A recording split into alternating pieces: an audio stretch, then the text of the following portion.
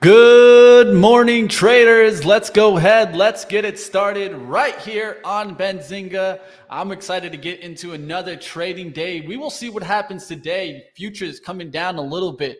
A lot of news out there. Ford giving a little bit of some pre-warning out there. We know how these have really knocked down stocks. So if you're wondering why Ford's down so much, well, we'll give you the news right here on live trading with Benzinga. Let's get into it. And like always, hit the thumbs on up to get us started. Winner, winner, chicken dinner. Those words have been dancing around my head all night. Oh, it's Vegas lore, that phrase.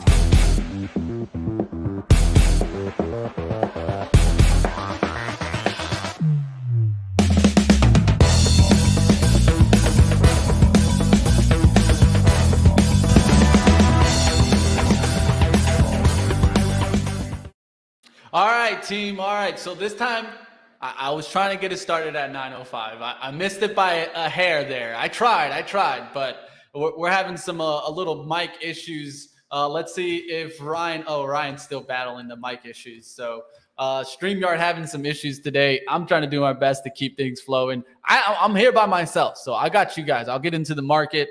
I'll put up my charts here, and then we can dive on in to the markets. All right, let's see what's moving on out there. There's Ryan trying to battle here. Let me see if I got him. Can you hear me? There you go. You're good, Ryan. You're good. You're back, my friend. Man. I know it's StreamYard. It's not you, brother. It has a tendency of just unselecting our. The right one was selected. I just wasn't hearing anything, so I just rebooted.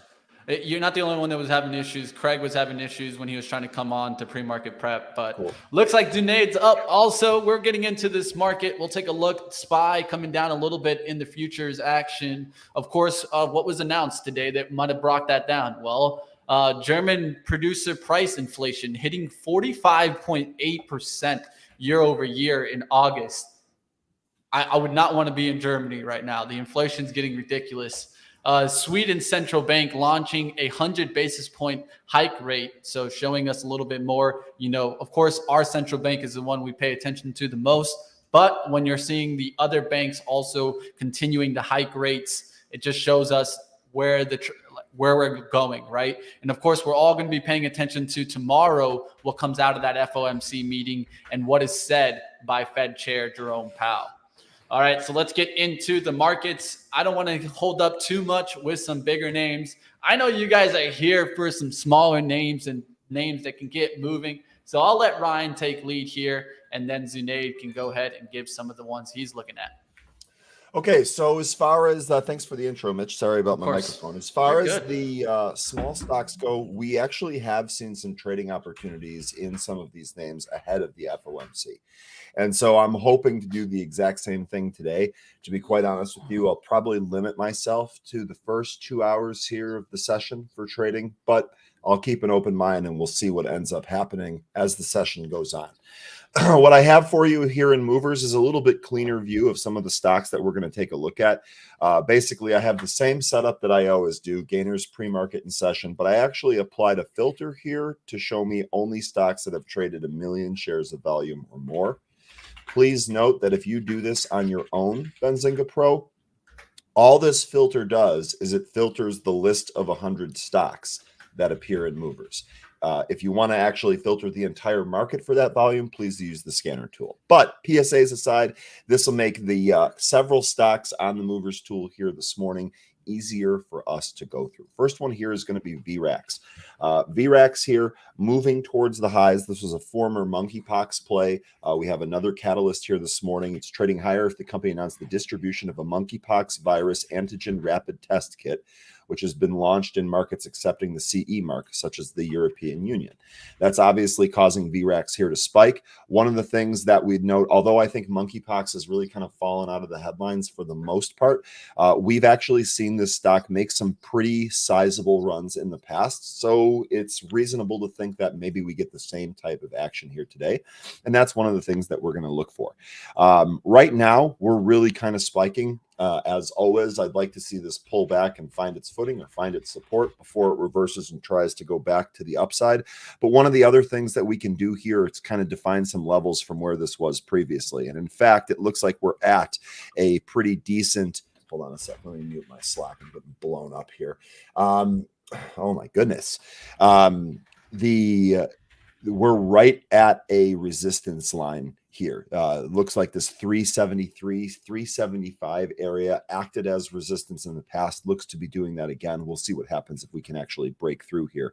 Looking ahead, I'd like to see some more spots here where VRAX kind of stopped before. Let's put one right in here. I'm not sure if we're going to end up getting this high. This is over $1.50 from where we're at now, but might as well be prepared. If we take another zoom in here, we can see that one of the things that we're doing is we're setting new highs, pulling back, and then we're taking those highs out. So this is the type of pattern that I'd like to see repeated here for VRAX. We'll see if we end up getting it. I'm not going to grab this right out of the gate, especially with it being extended this much. You can see it's really kind of coming back from that 373 level we just outlined. Next one here is going to be MGAM. This is Mobile Global Esports. This also, we've traded recently. This also has a history of making some pretty outsized moves if the volume shows up. So that's exactly what we're going to look for here today. I'm going to note some of these levels here where it looked like it stopped in the past. So really 308, let's call it 310 all the way up to 330. If we break above that, we'll set some new levels. MGAM likes to be volatile, likes to move back and forth. So be very careful with this. This one, a little bit more difficult to buy the actual breaks to the upside. I think you might be a little bit safer in this name by adding on pullbacks and keeping your stops tight there. BCAM, this was on the list from yesterday. This really disappointed. Had a pretty monster pre-market, and then it really had one bounce, and the rest of the day it was just death by 1,000 cuts. It just kind of bled all the way down. This morning in the pre-market, we got a bit of a pop, but we saw what happened yesterday, so we're going to apply the same thing today. We're going to not jump in this too early. We're going to make sure that this sets up. And remember, if you do get your gains, if you catch any type of bounce like this, don't be afraid to sell it. If it goes higher and sets up again, you can always rebuy it.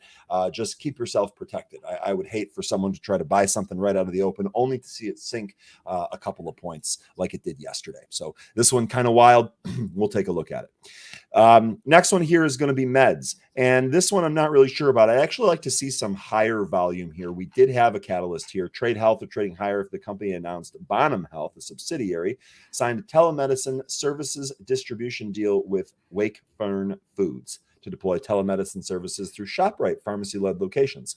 So it looks like on the East Coast there. So this popping here, again, though, I'd actually like to see some more volume in here. If we take a look at the daily chart, we do have kind of a bottom formation here. Maybe if we can trade up towards 177, it's a ways away from right now. Maybe we can get some action, but we'll at least put it on our radar to watch it. And CHNG, I just wanted to bring this to your attention. This was a buyout that was going through the regulatory process, and it looks like the U.S. judge denied the Justice Department request to stop the buyout. So it looks like the buyout is going to go through. Now, the interesting part here is that it looks like it was I'm trying to find where that actual price was here. Looks like the deal was announced in January 2021 for $25.75 a share. We're currently at $27.28. And you saw this morning that Piper downgraded this to neutral and announced a $27.75 price target. So we seem to be right there. Don't really think there will be any trade in this today, but that's why it's on your list. Now, a couple of others that I wanted to go over from yesterday, because I think that they might get back in favor today, especially if people are not trading any of the bigger names and just kind of looking at that dash for trash that we talked about. Purple did kind of hold its gains yesterday. A curl and a breakthrough 4 here kind of puts this on radar for me. We'll see, using the same levels that we set up yesterday. ALLK, which had a really good trade yesterday, looks like this really kind of tried to bleed back some of its gains, but then got bought up into the close. So I want to see what kind of action we get here today. I'd really like to see a repeat of the volume. I'm unsure if we're going to get that, but that's one of the things I'm going to be watching. VTAQ is another one here from this morning. I see a bunch of people mentioning this here in the chat. Excuse me. VTAQ did start to pop, went all the way back down. Be very careful with this name. We can watch it. We can talk about it. We can pull it up. I can tell you right now, I'm probably not going to trade this. I did have this on my list from yesterday, but this one kind of scares me a little bit. I think we can find easier, more successful trades elsewhere is basically the thought there. CDE, this actually pretty interesting here. This kind of a bottom chart. Really like this daily formation. Looks like we're trying to take some of this out. Looks like like we're trying to make a move to 350 here. But as you can see, volume just kind of, I mean, it's picking up a little bit, but nothing crazy, nothing really unusual here. So I kind of want to watch this. Let's see if we approach that 345. This might be a grinder, might be a little bit easier to buy some of this and hold it throughout the day as opposed to just scalping. BWIN we talked about yesterday. This is Broadwind. They had that contract for more wind farms or wind turbines. Held a little bit, but looking a little weak here. Not a whole lot of action. To me, this is a no trade if it doesn't get volume. If it gets volume, maybe we'll see some 10, 15, 20 cent rips like we saw yesterday. ADN, also on the list here. ADN really having a good couple of days here in a row. Really wish I could have taken advantage of this, but don't feel confident holding things overnight. What I'd be looking for here is a move through 4 and then a break of 410 on the upside to see if that gets going. SNTI just appeared on my movers list. This was from yesterday. We'll see. We can check into it. Looks like this is kind of giving back its gains. And then last here, it was Rumble. Rumble. This was a SPAC, if I'm not mistaken. I think Mitch is going to get his breakfast, so I'm not sure he can confirm that for me. Zunaid, I'm not sure if you know. I believe Rumble is a SPAC, but Rumble's starting to get the stock's starting to look interesting, and I see a lot of people online talking about Rumble. More and more people, regardless of their political affiliation, are getting tired with big tech censorship, which is undeniable at this point. So maybe Rumble ends up getting going here. If we take a look at the daily chart, it looks like it's trying, and it looks like it's really trying to break out. I haven't watched this one a whole lot, so I'm actually not sure how it trades. Today might be a due diligence day, if you will, where we kind of figure out how this stock trades, but worth keeping on the back burner there anyway. Yeah, it looks like it was a SPAC deal, D-SPAC, whatever. Mitch can provide more information on that, but I know it's somehow related to that information there. But let's go ahead and put my charts up. And you mentioned VRAX, Yep. And the news that you talked about was monkeypox. And of course, our man Zoltan does a great job. That news was actually broken by Benzinga Pro at 7:15 in the morning. So, matter of fact, let me go ahead and share. That's what I was getting. That's what I was getting slacked. I'm sorry, Zoltan. I just heard the noise and had to stop. Yeah, he heard you ignore him, so he came to me. That's quite awesome. all right. That's quite all right. But let me go ahead and show you guys. Here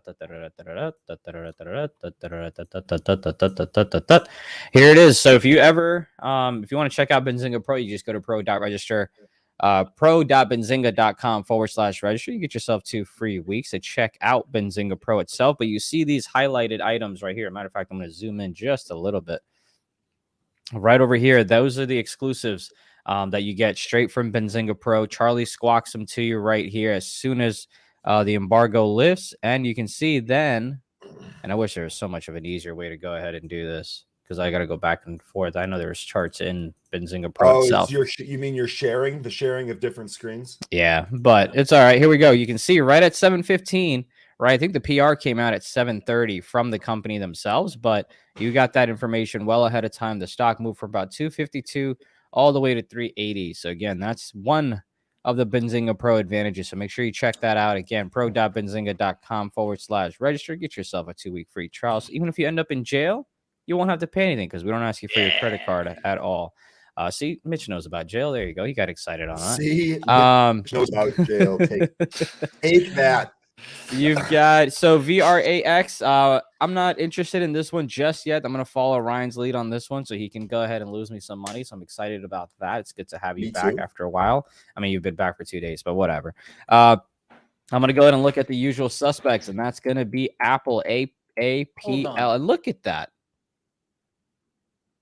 All right, we'll have him deal with his life over there. Yeah, I can tell you what he's doing. I'll just preview for everybody. Mitch is going to put on a Dolphins jersey so he can do fins up here and make Bourne a happy guy. The only question that I have is it going to be a Tua jersey? We shall see. Oh, okay. I haven't seen the Bourne information there, but I see Bourne in my dream, I see it. So. I see it there. Oh, okay. Well, that's a special connection you two have. That's always great. But look at this. Hand to God. This little line here, I did not draw that this morning. It's been there since I don't know what. Oh, I guess it's been there because I was probably trading on Thursday or Friday, and I had this support lined up there. And look at that. Apple had resistance right at that line. And where does it come down to pre-market? Right at that line. So you always got to look left to see where your levels are. Apple, though, if this one comes down, the next area that I think we'll see some support would be around 150, 150. And Ryan, you know Mitch better than his own wife probably does. But that waiting for that to maybe don't say that out loud. She might be watching. We don't need to cause trouble for Mitch and his family. Is that a Tua jersey? Of course, my Did boy. I just call that? Did I did. pre-call that? You did. You did. Ryan's that on was point. that was Ryan's just on point already. That Already, was baby. Let's just go. as great as Hey, your this stock is the nice call-out. one too. This isn't the cheap one. This is like the actual. That's not from China? Embedded one. You know. No, there's like the sticker one that has just like this is the Okay. actual stitched on. Sewn on. Yeah, Yeah. we didn't go cheap for Tua. I mean, that's I'm To tell you surprised. the truth, I got a made this win. gambling. I only buy jerseys from gambling money. So if you see me with jerseys, they're probably paid by gambling money. Nice. That's what I like to do with my gambling money. I don't like to keep it in the account. You keep it in the account, you lose it. But once you make a good amount of money, you cut back down to your starting size. And I think this is something that could be also applied to in like trading, right? Sometimes you got to take profits out of your account and really put them into where they're really important is in the bank, right? Then they're really profits, right? Sometimes I see traders keep trading with that amount of money and they increase their buying power, but then increase their risk. And then they end up giving up a lot of the profits that they make. Well, I'm going to blow your mind, Mitch. What you should be doing is buying half as many jerseys and taking the money that you save and putting that in your investment account so you can grow it there. Now but then I'm going to get double taxed on that money. So. Oh, here we go. If you're getting double taxed, I mean, you're making double money. I have no problem in doing that in my life. That's true, right? You can't be mad about making money, right? Yeah, if you're coming up making taxes, know that you actually made some money. But see, I'm not as big of a jerk as you, Mitch. Here's why. Because when I win money from a bookie, I like to give it back to them. You know what I mean? So I keep it in the account and I find a way to donate it back to their wallets. This guy. Right? As soon as I said I'm not as big of a jerk as you, Ron was like, "Ah, shit, where is this going? What's happening?" Yeah. And then as soon as you said I like to give money back to the bookie, I was like, you do know what a bookie does, don't you? You know what I'm doing when I go not to New an actual York. Bookie, but I'm talking about like DraftKings and stuff like that. I'll let you know. Watch my Twitter because when I go to New York, I'm going to take advantage of every single promotion they got in sports gambling. You already know I'm going to do it. Too bad I'm not there for the weekend for football because that would definitely be fun. I'm just going to have to bet on some Yankee games probably. Mitch, I'm going to probably go to the Yankee game. Place your bets for the weekend while you're in a legal state, and then watch the just watch the games on racks like Richie Rich on the weekend. Yeah, just place your bets beforehand. I at least have to put a parlay on. There we go. Now we're talking. All right, let's come back to Apple here. Let's do it. I've got resistance here at 155 for Apple as well. So if Apple somehow decides to go ahead and hold within this range, I will go ahead and try to grab some puts around the 155 level or short the equity side of things. Let's go to move on to Tesla. Tesla well above 300 here as well. You can see you've got a little bit of resistance over here at the 310 area. Not surprised whatsoever. So we'll see how Tesla wants to move. It comes back to 310. Maybe we can grab some puts, but it might even blow through. So we'll have to keep a tight stop on Tesla, TSLA. If you want a support area for Tesla, I would say you're looking at about 305. For me, would be a support area. You can see that it held support here a couple of times yesterday. And so we'll see how it reacts to the movement here today as it's at 307. So it's about $3 away from the upside, $2 away from the downside. Let's go ahead and check out AMD. $75 is where I'd be interested in possibly shorting this one. But you can see 76 is kind of holding on to support. We said 77 was resistance. We held true, but we were wrong, by 35 cents. There's a peak below, came right back down, and then it tried to go break above late last night or yesterday, and it came right back down as well. So 77 is an area of resistance for me. And then you've got 78 right on top. You can see that I've got my alert set on that one. Nvda, no real good levels for me besides the 134.50s here that you can tell has been resistance for the past couple of sessions here yesterday. And also after hours, it couldn't quite get above that one. Amazon, nothing really here for me, except the support level is going to be about 123 for short term, of course. That's what I'm talking about right over here. And then let's also, I believe Ford had some, oh, excuse me, I've got Charlie in my ear. One moment there. Yeah, when Charlie takes over. That's due to high demand, Rumble has released their app. Something, sorry. These guys are playing this Rumble play. Props to you, Zunaid, because I actually don't put Charlie in my ear until right before the market so that I can get through these without getting squawks. But you know what? You're breaking news here now, and I love it. Well, I'm curious to see how actually. Well, did he talk about Rumble or Bumble? Let me see. Rumble, Here. Up to RUM. You got it. Yeah, it's so here RUM. we go. It's been the talk. Yep. You can see how it, just in this minute, we've been kind of moving within, what is that, about 1608 to proud. So that's about a 40-cent move that you're seeing in about the past minute. So, or excuse me, that's the 5-minute candle. If I go to the minute, it has been the minute that has done that. Look at that volume that comes in. This is why it's so important for you to have Squawk. Check it out, 2 free weeks at pro.benzinga.com/register And for your Zunaid, 2 free week trial. What's this up? is a perfect time to mention to everybody. Yes, it is. They should join that town hall for 2 reasons. Number one, you're going to get a lot of pros talking strategy and what they see in the markets. But if you're interested in a killer deal on Squawk because you realize how awesome it is, you're just hinting a little bit. You're probably going to be able to find some sales on whatever you're looking for there. So please check out our town hall. It's tomorrow. It's part of our boot camp. It comes on after our live trading session. It's going to be amazing. There's going to be a wealth of information. I could go on all day, but let me not cut off Zunaid. Sorry. No, dude, you're totally fine. Matter of fact, I got to go ahead and log into some things because I have to do a test for Benzinga Pro. So I have to clear my what's it called, cache and everything, my cookies. All my passwords aren't saved. But anyway, coming back to rum here, though, you've got that action going on again. Not something I want to pay attention to, but I do want to take a look at the daily, though, just to see what life is like on that side of things.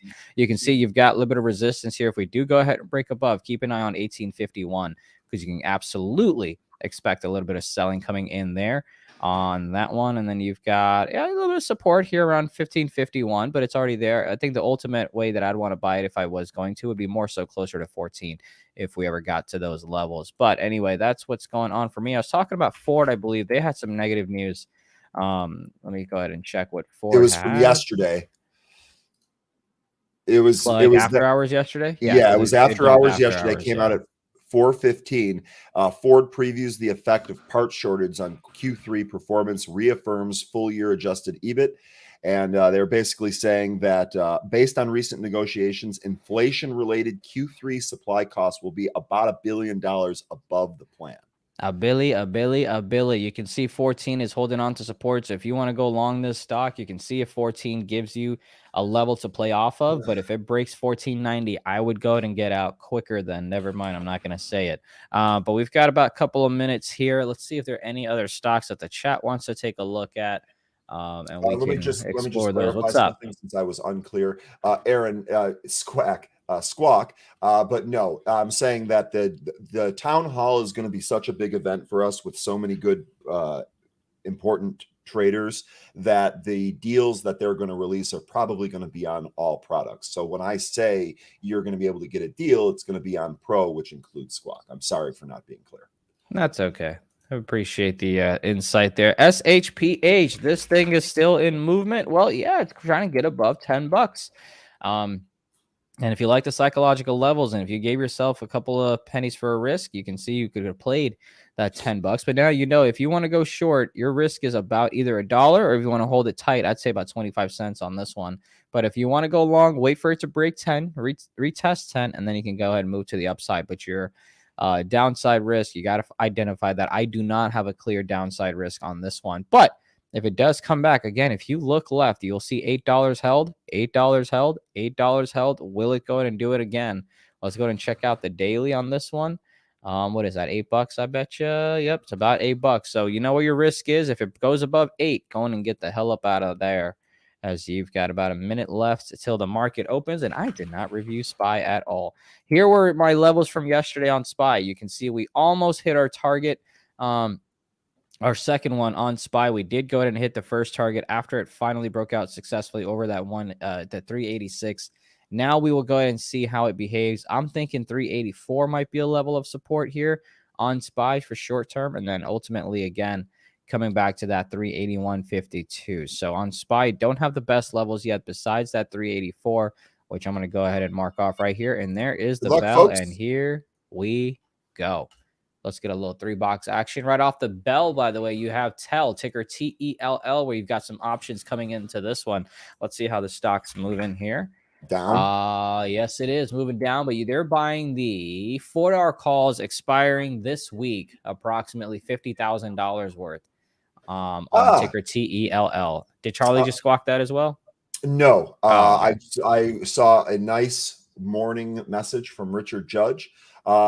Richard, I know you and I had a side bet on Tua versus Trey Lance points. That bet is now over. We can wait till the end of the year if you want, but nice job and good luck to you on the next bet. Sorry, I had to take a victory lap. No, you're good, dude. Take a victory lap. No, you're good. You're good. You're good. Let me flushed down there right out the open. If you're looking at rum, went to 15 here. It's holding the support, the second layer support of 15. 1550 is what it will need to recover if you're looking at that bullish outlook, but 15 is another support. It's trying to hold on that level. Let's see if it doesn't break 15 if you're looking at rum. Well, go ahead. I was going to say LAZR looking to me on the 1 minute like it's going to make a run at 10 here. We're 20 cents away.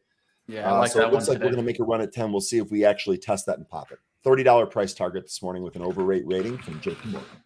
Levels. Let me go ahead and put an order out there. I've got an order out there to buy SPY at 384.10.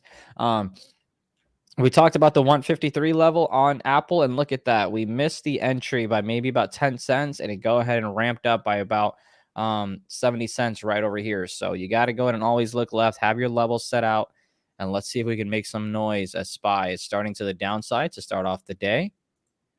Again, I am sitting patiently here at the 384.10 area to go ahead and buy some SPY equity. And let's see if we can make some money on that side of things. What's up, buddy? HYRE looks like this might be going through 160 here. We had a couple of highs set in the pre-market here. 160 looks to be the spot on HYRE. No position on any of these. Short Tesla. Judge, to be fair, you did say that he would get hurt, and I had no doubt that you would pay your bets. You're a man of honor. We know that here. No worries, my man. Short Tesla off 307s right here. Just want to give it a chance to see if we're going to get a breakdown here out the gates here. And I'm on the real money today, baby. There we go. Welcome back. I just wanted to at least have a day today. So we'll see what happens. It's interesting, Ryan, that TEL just continues to the downside like you were trying to say there. Getting Tesla to squeeze me up here. It might get me out of here over the 308s. It's rejecting the level right now, but there's some resistance right above it. And I'm thinking the market pulls back a little bit today. So that's what I'm looking for. We'll see if it happens. Right here, you got to be respectful towards that 308. Because if it does get through that level, we'll probably get to 309. There's 308 showing up. Let's see if it gets flushed right back down. There you go, the flush. Back down towards the 307.80s. Now you're going to see if it really covers that 308. INVZ, good shout here, Becca. This had a coverage initiation by JP Morgan this morning. Overrate rating and a $22 price target. Spot looks to be 610 here on INVZ. If we can take out 610, we'll see if we get some multi-day performance from this with that price target. Love this daily chart here. This is a good find. Like this one.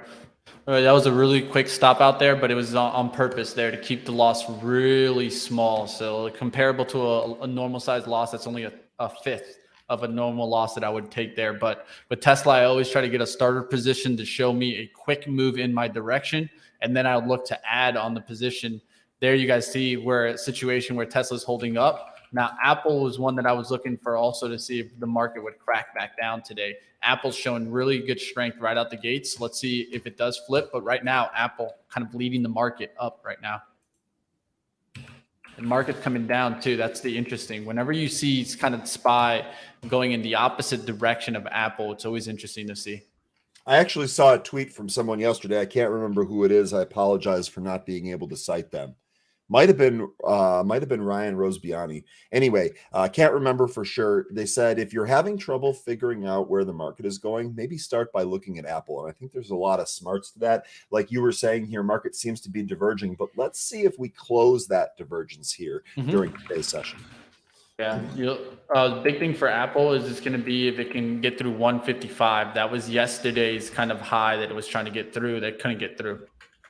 I'm going to go and try to short Apple at 154.40s here. And I'm also going to see if the SPY wants to come down. If it cracks below 384.50s, I'll go ahead and go short. I'm going to cancel my buy at 384s on SPY. But again, I'm ready to short Apple at 154.40s.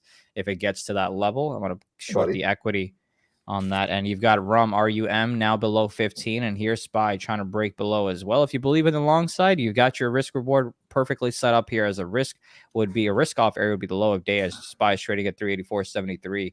Apple coming down a little bit here as well.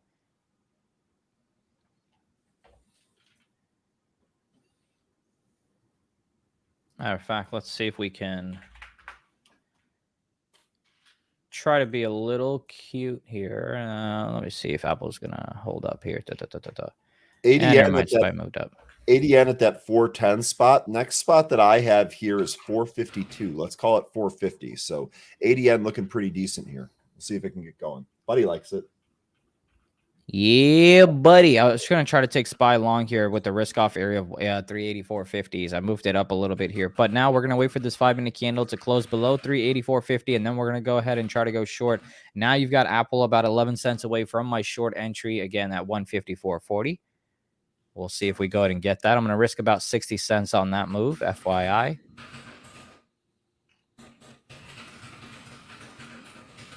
There you go, Mitch. Let them know. Let them know, Mitch. You know how it is, man. There's always something. And when I'm leaving, there's something else. Mitch, you know how it is. So tomorrow Mitch, we won't be here.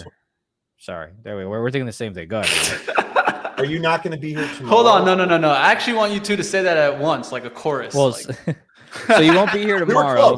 You won't be here on Thursday either. Obviously, Friday, I don't think we have anything going on. So Thursday, you and I got it, Ryan. Yeah, no, I think I'm trying to verify if you guys will be on tomorrow. I haven't got verification from AB. I'm pretty sure you guys are part of the boot camp. We are doing live trading as part of the boot camp, and then we're also doing the town hall as part of the boot camp. Yep, and so you guys will be on tomorrow. Sweet. I will have someone also run on Thursday with you guys, and then on Friday we'll have all access. Ryan, I'm glad you told me because I sure as hell would have slept in. I got you, Zunaid. Always looking out for the teammates here. ADN continuing to move up. Nvda What's our SPY doing, guys? Here. Yeah, I don't really see anything good here. Yeah, I can see Apple starting to crack here. I'm thinking about shorting Apple. We missed our entry on the Apple short by 11 cents. Yay us. Love it. Thank you. You know, the one thing is it does feel like a lot of traders are waiting for the FOMC to actually get passed before making their trades. So keep that in mind. You don't necessarily need to force anything today, especially considering we're probably going to see some type of movement tomorrow. My gut tells me we're going to move up tomorrow after the FOMC. I could easily be wrong, but that's what my gut's saying right now. I'll let you know if that changes. Waiting to see how this 5-minute candle closes on the SPY, but just to go ahead and take a little bit of that's probably a dumb decision, but I went ahead and grabbed the 384 puts on SPY expiring tomorrow. I got filled at 378. I'm anticipating, which I should not do, but you know what? Tell my mom if you want.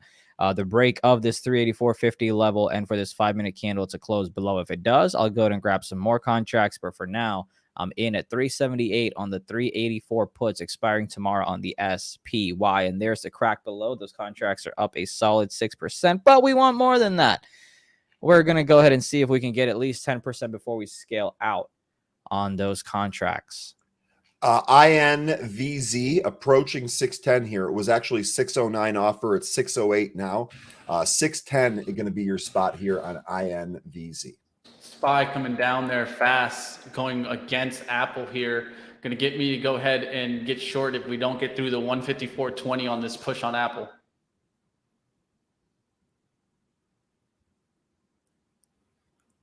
INVZ back to 610 here.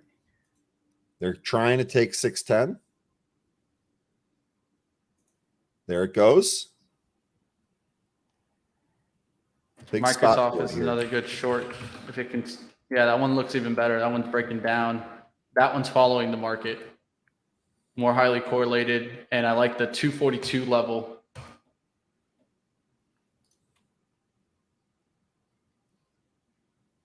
MEDS looks like it's breaking out here. Apple's starting to struggle here at 154. All right. I'm going to go ahead and do something I don't usually do on the show. I'm going to go all the way to September 30th, and I grabbed it. Whoa! I know. We're being adults here. 384 puts going all the way out to September 30th. I got filled at 722, and that's mainly because I believe SPY may come back to test VWAP But in case it doesn't, I also want to go ahead and have a little bit more exposure to the downside in case I want to collect some profit. But yeah, Apple being we're showing relative strength. We'll see if that one cracks a little bit more. That way we can come down on our markets as well. I'm going to put up Tesla to the left-hand side. Ryan, if you end up getting in a trade, let me know, and I'll put that ticker up. But here's Tesla below VWAP as well. SPY looking to make low of day. There is low of day on SPY. 384s now on SPY. 10% on those SPY contracts. INVZ, Zunaid. INVZ. There you go, my man. 608. Short. Oh, by the Apple, way, 153.94. Those SPY contracts are up 10%. So I'm going to go ahead and scale out here, scaling out at 420 because why the hell not? As now we're looking at 430s. Let's go. Beautiful short on that one on the SPY. Hopefully you understood why I took it. If not, I'll go over it later on. And the September contracts that we took are up a solid 4%. This is the only reason that my degenerate self doesn't like to go so far out, is because when you're right a small amount. But obviously when you're wrong a small amount as well. Stock test taking another level up. Nvidia trying to crack through the lows. Miss you too, son. Welcome back. Hopefully Bandcamp was fun for you. LAZR going back towards 955. That's actually an hourly support level that I was thinking about seeing the reversal around here on the 950s. Let's see if it reverses there and starts coming back here, but it's been coming down since the open.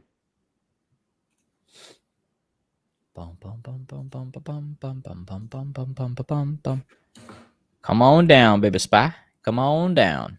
Yeah, I'm with you on that. You've got a little bit of bearish flow coming into Tesla. The $300 puts expiring this week. Oh yeah, I like this. Hang on a second. Where's Tesla at here? Let's go ahead and check out Tesla. It's interesting. Look at Apple bounce and SPY barely move an inch here, but I am absolutely interested in this Tesla short. Let's see if I can wait till it comes back to 307s. I'm going to try to grab the $300 puts expiring this week on Tesla, but I'm not looking to pay $4. Actually, I'm looking to pay $4. It's currently at 425.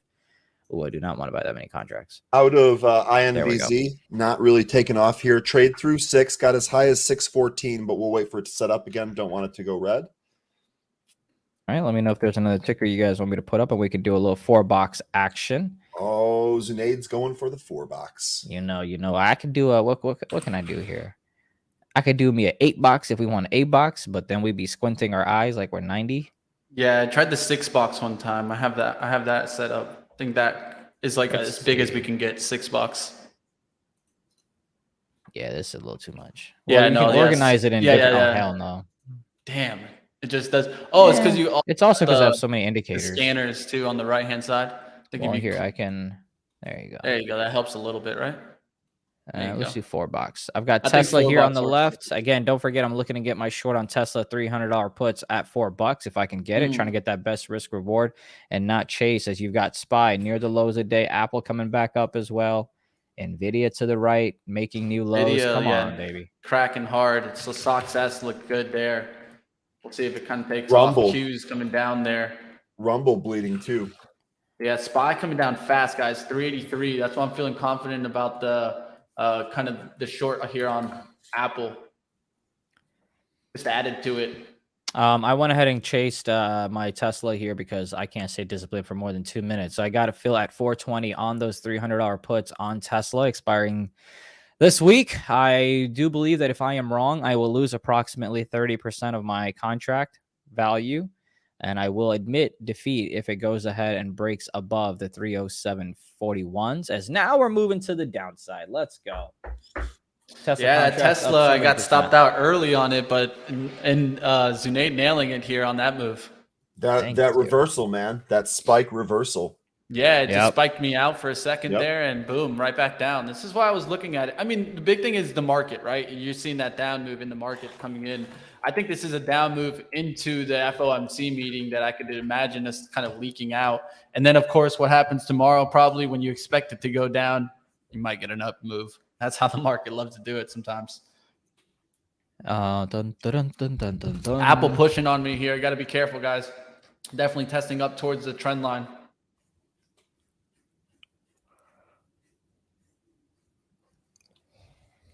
Wissing calling out Meds here. Meds interesting. We had a nice move. Excuse me, nice move through 130 right off the open. 152 looks to be the next spot. That's what we hit on September 8th. So we'll see if we can end up getting up there. If it finds any footing and it looks like it wants to trade up to that 150 level, playing it from, right here is still 10, 12 cents there. So still a move to be had. Lots of slapping the ask on VTAQ. We saw that yesterday, didn't we? By the way, if the SPY wants to come back up and test the 384.50s, I kind of want to go short, but I'm already a little too heavy on the short side. Yeah, we'll stay put for now.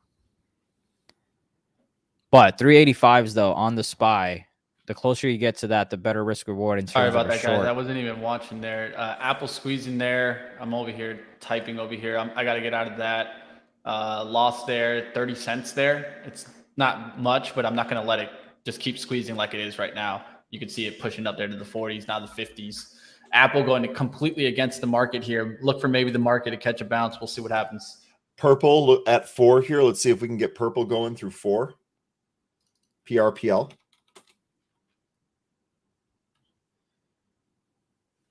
Lots of volume trading at 4 here. Yeah, you and I switched spots there because remember 154.40 was an area that I wanted to go short. Looking to see if we can go ahead and risk about 60 cents on this one. I am a little too heavy to the short side, but I guess that is my life today. Apple cracking above, now 154.61s. Tesla, nice little wick on the 10-minute, coming all the way back up. Now those contracts are worth about 390. Mitch, you're getting that about market 7% there. Mitch is getting that market bounce he just called for. I know it's the start of it, but that's a really good call, Mitch. Right on. Yeah, that's what happens when you get squeezed out of Apple. Apple juice. What happens when you get squeezed out? Yeah, I'm getting chopped up. At least it's very small losses here because I've kept the share size loss very small. It's not even like a normal loss for me, but we'll see what happens here. BCAN halted. Good call, DK. BCAN halted. Actually, already a fairly decent move here. It looks like this move off 650. We already got $1.25 off that move on BCAN. I'm not in this. I didn't trade this. A little too wild for me, but great job if you hit it. Call me crazy, and I'm okay with that. But I'm gonna grab one more of those Tesla puts at 384 was my fill. Now my average price is 408. 408, and now you've got SPY, who is testing the 384.50s, a level that I told y'all to keep an eye out for, along with the 385, which is where VWAP is. And now you've got a little bit more movement on the markets.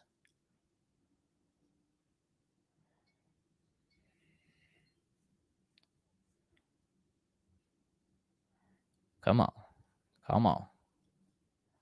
Give me some outs. If these Tesla contracts can get back to like 410, 420, then the contracts that I purchased at 385, I'll go ahead and get rid of just to lock in some gains.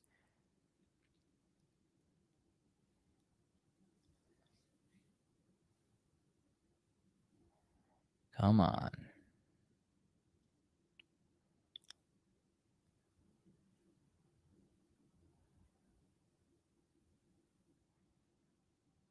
All right, back. Sorry, just needed to get some water. It's quite all right, bud. Got to stay hydrated. PRPL took out 4, didn't pop. Currently at 401 here. We'll watch BCAN halt. 401 bid now. 402 ask.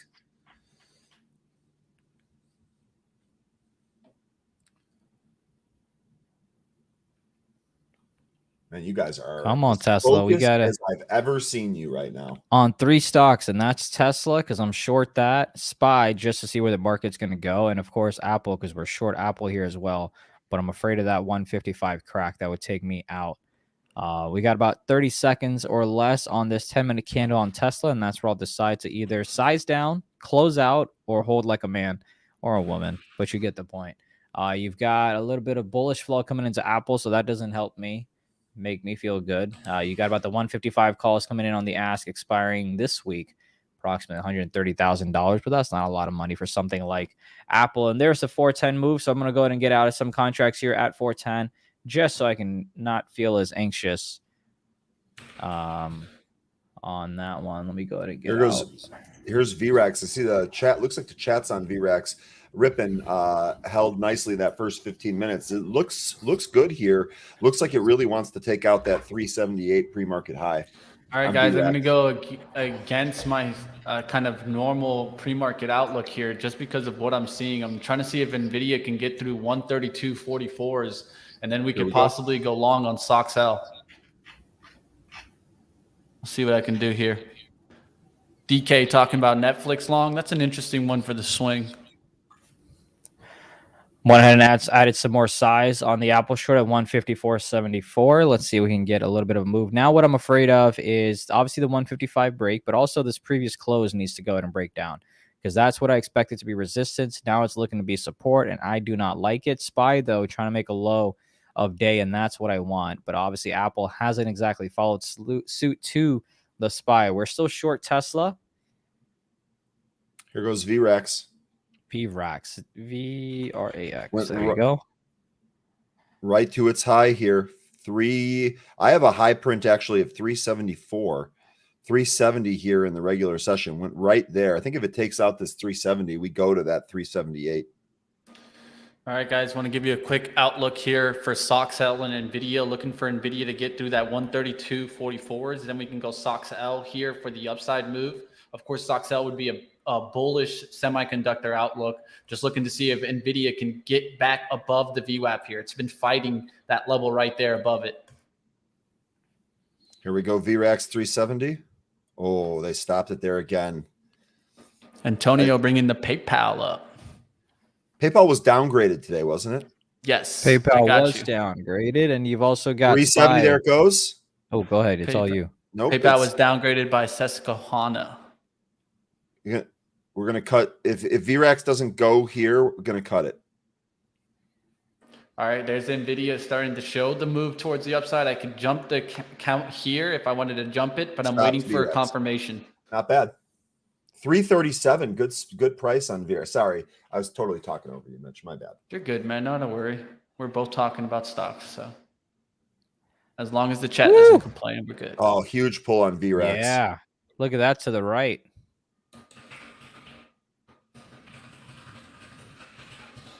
They keep bringing in bids on it, though.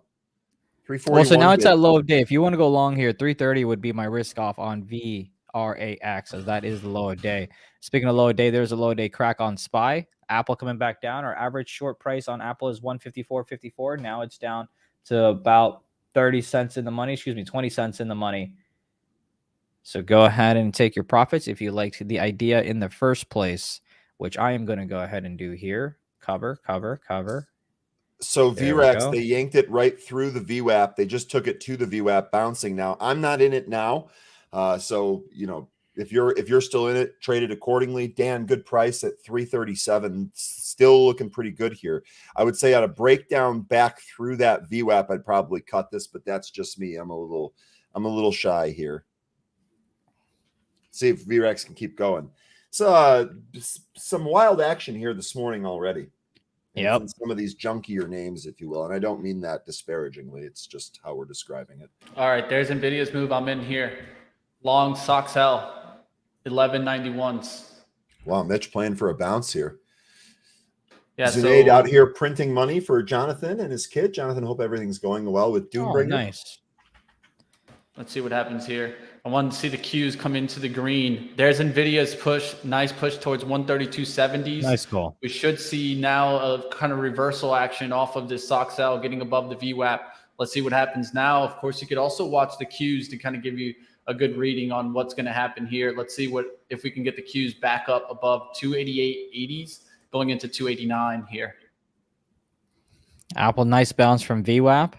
That's exactly why we went ahead and covered majority of ours, right? Because if it's coming back down and we've got 30, 40 cents in the money on Apple and we shorted around the 74s as well and we got all the way to 20s, that's 50-cent move in our favor. The only two shorts that I'm currently in are the Tesla shorts, which we already covered some because we averaged down. So now we're right back in the hole on the Tesla short. And we are slightly in the money on the SPY short. Had to break even now on Apple, so I'm out of Apple. Soxel looks going to go above VWAP here for Mitch. That'll be a nice move for him. Yeah, you got Nvidia trying to get back to the highs in the intraday action. The highs are 133.20s. Let's see if we can get it going. And if Nvidia goes, we should get the Soxel move here. Above 12s, we can take some profit. But I have some decent sizing here, so I'll probably take some quick profits and then try to let the rest of it run. Gotcha. Good luck on that one. Yeah, nice job on that, Mitch. You were all over that. Well, just trying to focus in. You guys know how I'm all about the strike three, because if I would have struck out here, it would have been the day for me. So just trying to focus in. There's Nvidia, big, strong push here. I'll show you guys the charts. Nvidia on the left-hand side. Look at that Nvidia trying to get through the highs now. It just hit the high and stopped.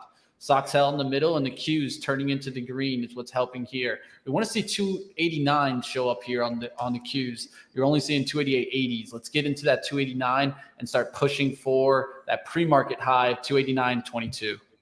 INVZ curling, looking like it's trying to make a move back through 6. Nice little curl job on INVZ here. Not in it still have no position in it. Getting a quick pullback here on Soxel. I'm thinking about even adding if I get a little pullback. Ooh. Antonio, nice job on your PayPal trade. Getting almost a full point there. Way to go. VRAX holding above its VWAP here. Let's see if it can take out 355 and really pop here for Dan. Excuse me. You're good. Seeing 12,000 shares went through that 1195 when it kind of clicked there. Let's see if it gets through that. BCAN, look at BCAN. Well, who is this DK that was on this trading BCAN? I think we talked about it when you called it into its first halt. We're up another $1 from that halt.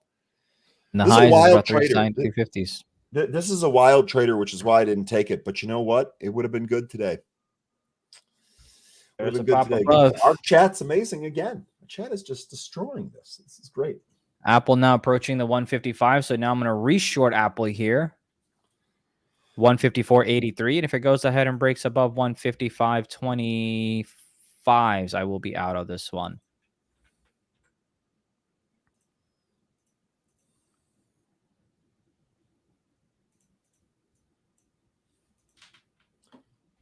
Keeping a close eye on Nvidia. It pulled back a lot. Had a huge wick up at the high of the day. Tesla, I'm going to go ahead and take my loss on the remaining contracts. I got out at 354 of Tesla. All right, Bitcoin, now we're starting to hold VWAP. Sorry, Mitch. You're good, my friend. Come on, what you gonna do, Apple? What you gonna do, Apple? Quarter ad there on Soxel. So I just got another quarter of the position size there. Just keeps me right at the average. Looking for it to kind of get that move now. The SPY is the one that's fighting the lows there. The Qs are right at the VWAP, which could take that next step up. It rejected the 289 though. It went to 288.90s. Let's see if we can get a move back up there. Nvidia also is the one that we want to see kind of get that lift. Of course, a lot of people are keeping a close eye on Nvidia after that big pullback, right?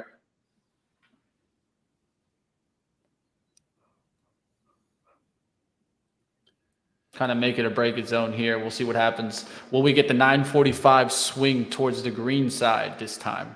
Let's see. SPYs look weak. Qs look better. We'll see what happens here. There's a battle out. VRAX might be making its next move towards the highs here. And VRAX really holding above that VWAP. God, as soon as I said that, I just sunk it to VWAP. Sorry about that, Longs. Bouncing off the VWAP at least, but man, I feel like I totally sunk that right there. I'm going to scale some Apple here since we're about 20, 30 cents in the short position. I'm going to go ahead and take some out, scalping it here at 154.60s. We got in at 154.73. Oh, man, that was only a 10-cent scalp. Never mind. Thought I got a lot better fill. But 155 is a line of defense on Apple.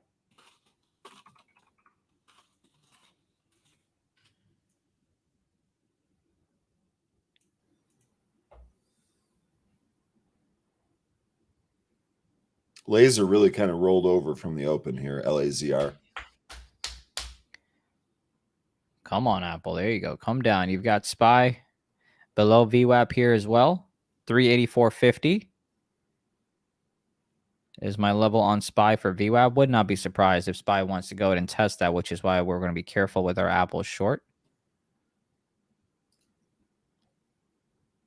If you like the long on Tesla, below 307s would be your risk off. And if you like the short on Tesla, I would say about 308.20s would be your risk off. But for me, it's right within a range, and it's above VWAP. I'm not touching it, especially with the market below VWAP. Mixed signals, just like the dating world, I'm not touching it. Speed dating today, man. I'm speed dating. You just got to kick them out, kick them out, kick them out. Wait till you get the good one, right? I wouldn't know, Mitch.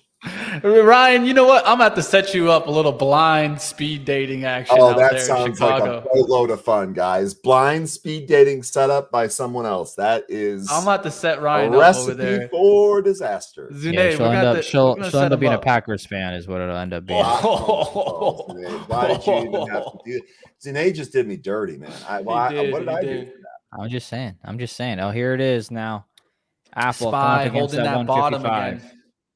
SPY holding that bottom. Look at the Qs now, 288.80s. Do we get the 289? 289, I think we start getting that push in Nvidia. Right now, there's a battle right now going on the SPY lows and some of the tech names holding the market up. Let's see what happens here. Come on, SPY, just crack, baby. Just crack down. So it's about $50 per contract on the SPYs. What's up? I always find it interesting when we're on opposite sides.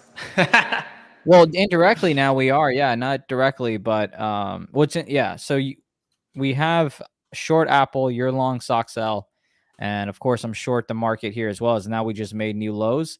And I'm going to cover some more Apple, as I don't know if that previous close is going to hold as support or not, but I really want SPY to flush on down to the 382.50s. That's where I'm going to see if I can take my third out. Of course, if I get squeezed here, probably SockS, or I get stopped out here, probably SockS makes the move. So it's interesting when you can watch these like pairs and kind of trade them like pairs and then wait for their patterns to break out into direction. I think that's an interesting way that I'm going to start testing on the side some different strategies. And here's just Nvidia. Like that, the market bounces. Yeah, you know what it did, right? It did that kind of wick through, where the body doesn't look like it's going to really close here underneath the low on the SPY, but it went right through the 383.60s, went through that 383.50s, went to 383.30s, and now it's already back here towards almost 384. Apple does seem determined to break the 155, and there it is. The 155 has been broken on Apple. We already have our stops out, though, at 155.26. So if it wants to go ahead and crack it, then hey, be my guest. I am gonna let's see what we got. Anything interesting happening here? Not quite. Do I want to do that? I do, but I probably shouldn't. Screw it. I want to take out another short here at Apple at 154.93. My out will be the same, just a risk reward. I like it. Out it will be at 155.26 crack to the upside. It's gonna be my stop out. Do me a favor, guys. Let's get some likes on up. Let's get the likes on up for me. If you guys are enjoying us and happy that I'm not talking about the competition today and just taking some trades with you guys, hit that like. Let's see what happens here in the SPY. What happens in the market? Will we get the 289 on the Qs? 12 cents in the money on the profit, but now we might get Nvidia trying to get through the highs. Again, we're short once again at 154.93s. Come on. And right when you get to that level, what happens? Some slow up. It seems like every time when the momentum breaks, whether it's to the downside or the upside, we're getting some slowdown. Let's see when we get the next speed up. When the speed up happens, what happens is an expansion of volatility. Right now, what are we getting? A contraction of volatility, right? You're getting some up or down moves, but really close together. Let's see what happens when we get that next expansion. Is the expansion up or the expansion down? I just want to see 154.69s on this Apple so I can try to cover some. But right now, it's just flirting with the 80s and 90s. Come on. Come on. Come on. Crack the 80s. Crack the 80s. Crack the 80s. I think that's where it's like holding support. Let's see if we can check out the 1 minute on this bad boy. Q's rejected that 289 move again. That a little bit is more signs of concern because we want to see it really start closing above the VWAP. It's closing right at VWAP, if not slightly below. Let's see it here. Now it's getting a little bit of a drive. Nvidia getting to the high. It got right to the high. Let's see it take it out.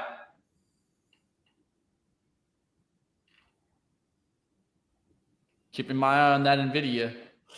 There's through the high on Nvidia. Let's see if it actually starts holding up here and not pulling back below 133s now on Nvidia. Apple at the highs here as well. Again, our out is 155.26. Apple currently trading at 155.08. Looks like we are going to get stopped out. SPY made a nice little bounce from 383.50s. FDX is not a bad one for some intraday action. The only thing is, remember, they gave a really horrible long-term outlook. But if you're looking for a swing, you're looking for intraday action, I wouldn't be mad at you looking at FDX. I mean, you're getting a stock that's beaten down. The only thing is, always remember that you're going for a beaten down name. Keep that in your mentality, but that doesn't mean that you're going after a wrong name if you're looking for reversal action. Stock sell here at the high of day at 12.03. DK bringing a good, interesting conversation here. Travel stocks are up. Airbnb at 119.42. What I would say about that, it's really interesting to see a lot of the travel stocks and the reopening trade doing well right now. A lot of this was on Biden's mention there of the pandemic being over. And so now we got to keep on watch to see what happens. But they are making moves on up. So keep those on your radar. Here's 12 there for SoxL. I'm trying to get another little boost up here towards like the 1205. I can pay myself a little bit there and then just start letting the rest of it work.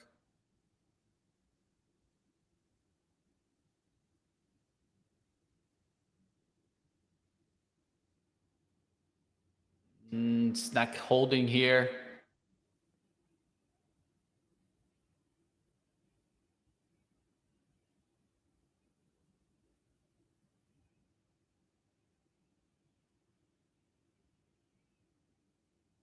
Seeing the refill bid here.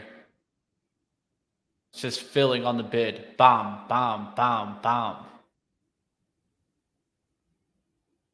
Come on. Give us that expansion. It slowed down a little bit. We got a little bit of expansion. Now we got another slowdown. See the next step. There's a step. No one buying off of the offer. You know, I don't see the offers flying. Excuse me. Nvidia is trying to keep pushing here. That's a good level. There's the level that I'm looking for, 1204s. I'll take right now. I'll take a little bit of profit at 1202s, and now I can just let the rest of the remaining. I took a fourth off, leave the 3/4 of the position for the breakout. DK calling win in Las Vegas Sands. Also add Melco to that list. MLCO. That's at highs here too. So these Macau exposed casinos seem to be moving towards the highs here.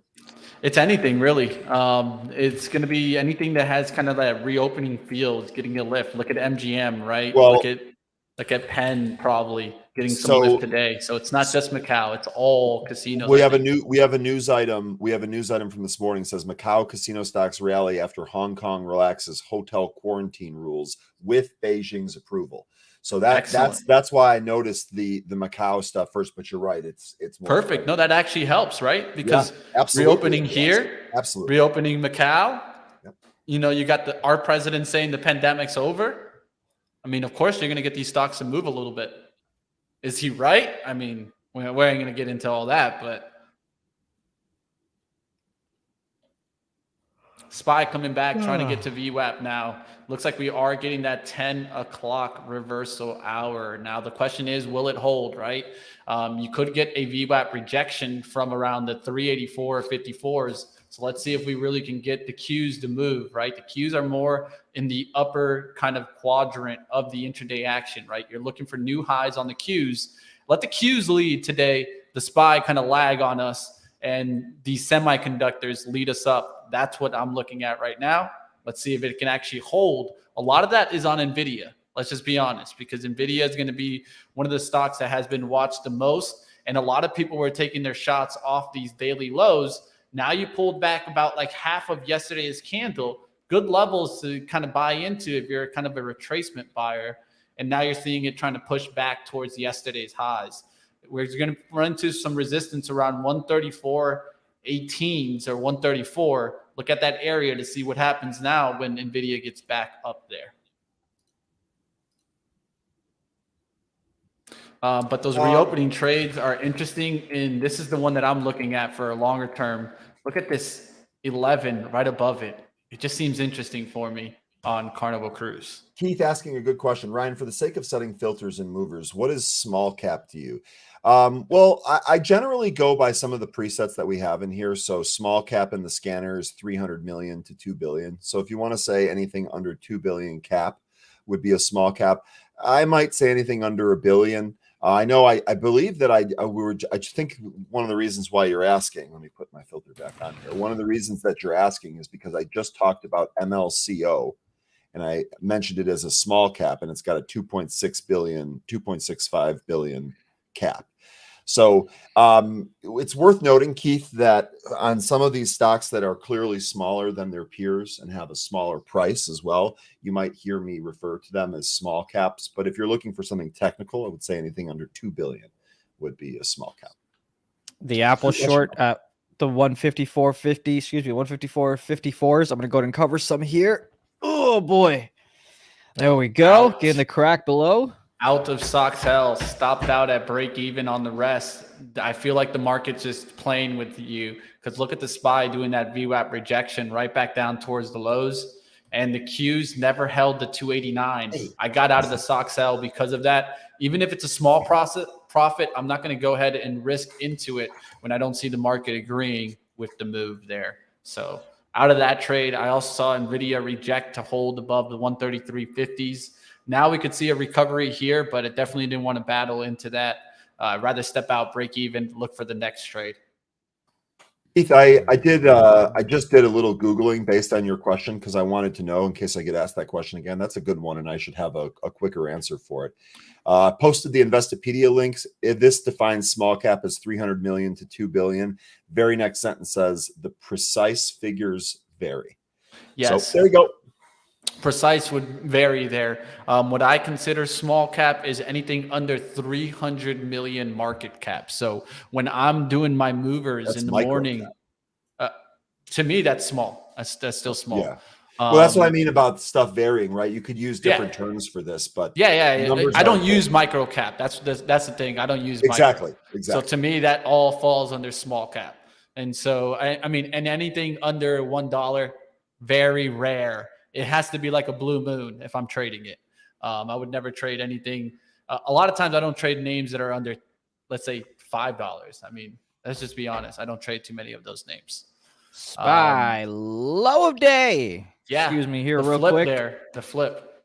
Gonna go ahead and cover some more Apple here at the 154.28. Let's freaking go, baby. Way to not get shaken out. SPY making a move to the downside. Come on. Look at that beautiful short again at the VWAP area. We've been mentioning that 384.50 level. We've been mentioning VWAP to you. It's working out beautifully. Yeah, I wish I didn't get shaken out of Tesla, but that's one that I can't complain about when everything else has been money for us here. Tesla, big pull here. Little part of me is like, do we go stocks S now? That would be something else.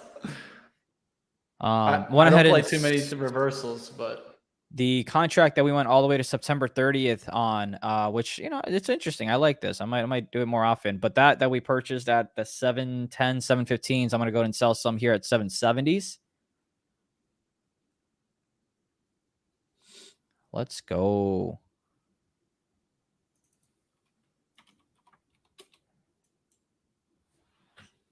Covering some SPY here as well. And the main reason I wanted to do all of this is because you've got Apple right near VWAP. And if Apple bounces like it is, and if that's not the end of the downside, or excuse me, that's not the end of the move to the uptick here, market will come back, which will then devalue my shorts. So that's why I'm kind of covering, protecting my gains here, taking as much as I can. And now we'll see how Apple wants to behave. Put Apple back on a 10-minute move here.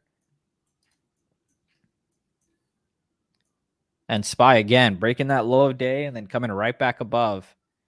But so far, we will stay short. As long as we are below 385, we will stay short on the SPY. You have my word on that. Blue high of the days. High of the day. Jeez. Blue, blue, blue, blue, blue.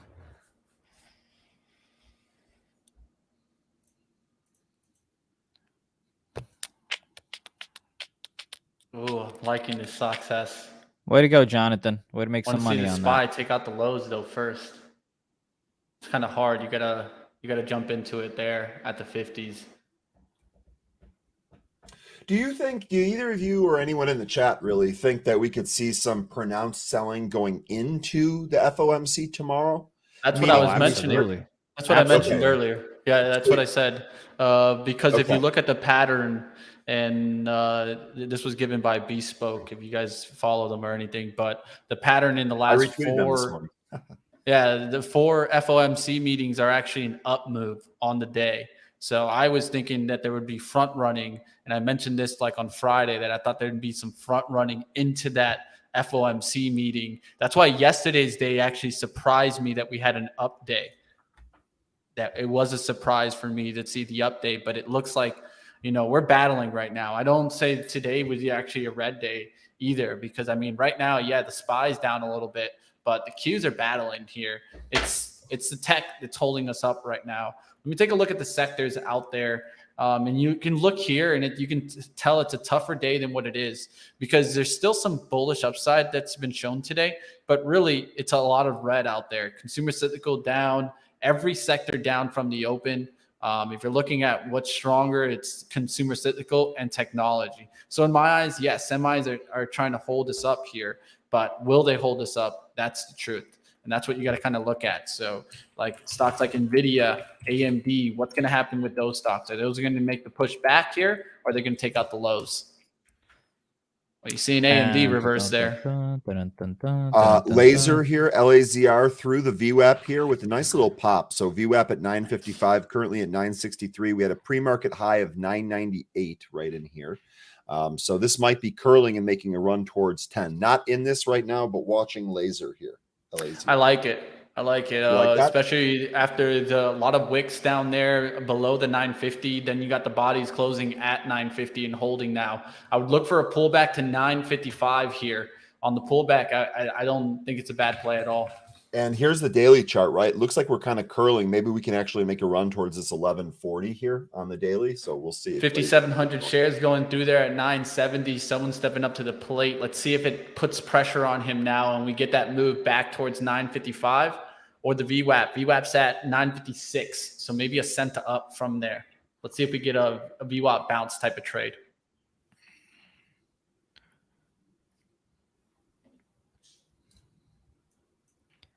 So you can see how you got above the VWAP. A lot of times I look for some buying to come in there. I watch the buying action, and then I'm looking for what they call the throwback, which is right to the VWAP, and then another takeoff. We'll see what happens there. And then one thing that happens on that is if I got in some position before, I could always use that as an adding spot. The key is understanding to where the risk is on that down move. What do you want to see if it cuts through? So it could be like 946, understanding, okay, so there I'm taking about a 10-cent risk here. What's the up move? At least 20 cents to 975, but we're really looking to the left, probably towards the high in the pre-market, 993s, 990s.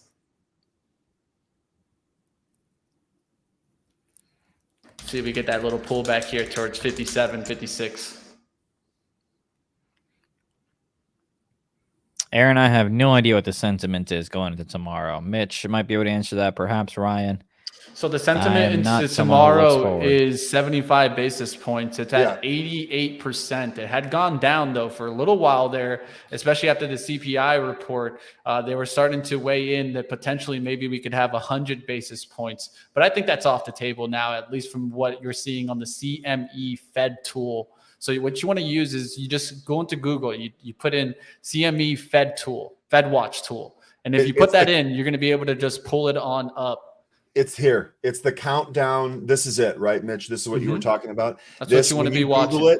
When you Google it, it's this countdown to FOMC CME Fed Watch tool, exactly like Mitch said. And this is going to give you the percentage of where they're at. So we're forecasting 82% going for 75 bips and 18 for 100. I'll tell you some tools, how do you use this tool, right? And so when you're using this tool, there's a chart at the bottom that tells you the day's relative performance and what has changed. This is the important thing, is understanding the change. Because when you understand the change, you understand what catalysts are affecting the Fed Watch tool. So then you can put the kind of the macro environment together, right? So when you're seeing some reactions, you go to that Fed Watch tool. Should this help interest rates? Should this hurt it? Well, that's going to tell you immediately, especially if you're kind of newer to the markets and don't understand it. I'd use that Fed Watch tool. Like I said, when CPI came out, the first thing I was going to look at was the Fed Watch tool to see what was happening to the interest rate percentage outlook so that I could know, hey, are we still talking 75? Or did we all of a sudden flip? And we did. We all of a sudden flipped to even an outlook of 100 basis points when before that had a 0% chance before the CPI data.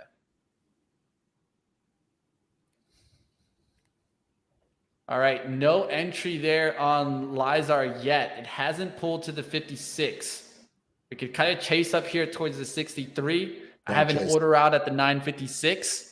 If it comes to my level, I'll get in. If not, so be it.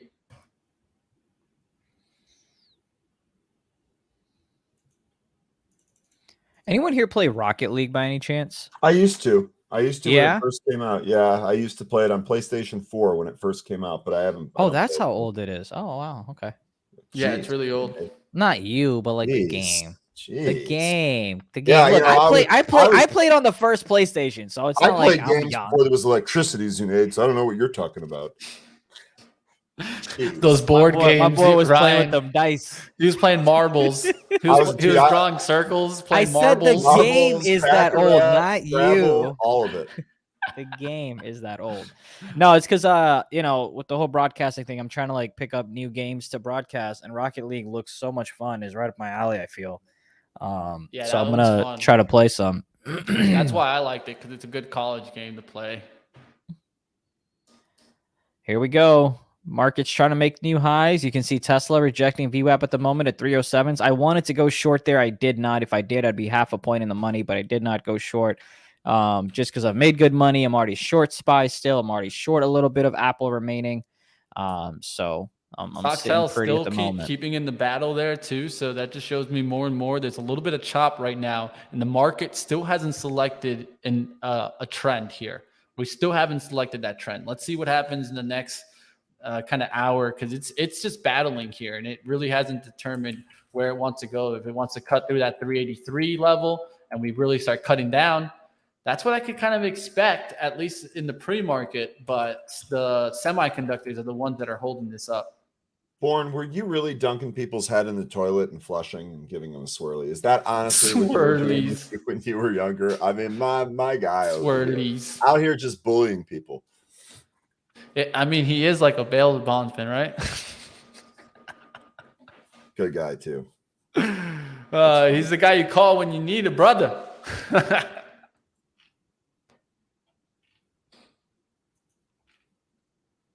The marbles, man, the marbles. Yeah, I when I was a little kid, I had a couple of marbles. Swirlies. Swirlies, bro. Lord, he's talking about the marbles that had the swirl design in it. I had a bunch of those too. My bad. I thought you see where his mind went. You see where his mind went, bro. Bail bond guy dunking people's heads in toilets. I thought for sure. Born is out here cracking skulls from a young age. Hey, you know, sometimes we got to do some Benzinga initiation. Wait, what did she say? I haven't gotten that pullback on LAZR. It might not get towards the VWAP, guys. It's holding up actually relatively well here, trying to get through the 70s now. I'm just staying in it, and well, not in it, trying to get in it. But I'm not going to get in here at the 70 break. It just doesn't make sense for me. I need a little bit of a pullback. It held somewhat there at the 60s. We could have taken maybe 60s, but I had 56 out there. No fill. I'm just going to cancel the order right now, see if we can get the pullback. But it is holding well relative to how it made that little pop there. What you gonna do, Tesla? Man, should Should I go short? God damn it. All right, screw it. I'm going to go short. I went and took one contract. Just one contract on the 306.67 short on Tesla expiring this week. 650 is my fill on the dot. Probably not the best idea I've had, but you know what? I'm a degenerate. At least I know who I am. I'm in with one contract. Just one. Just one. Come on. Born said, I'm a nice bail bondsman. I'm not the mean guy. Don't worry, Born. I know who I'm calling. Yeah, I actually got to put your phone number into my phone in case I have an accident.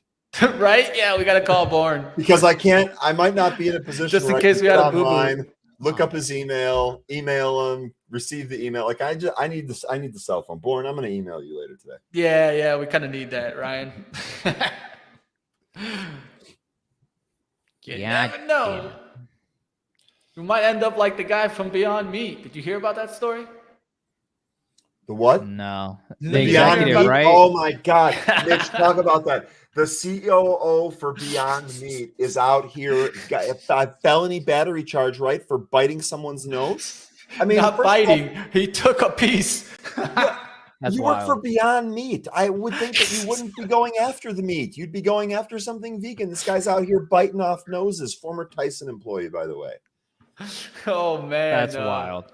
That was a wild story. That was a wild story. You should link that one for the chat, Mitch. Yeah.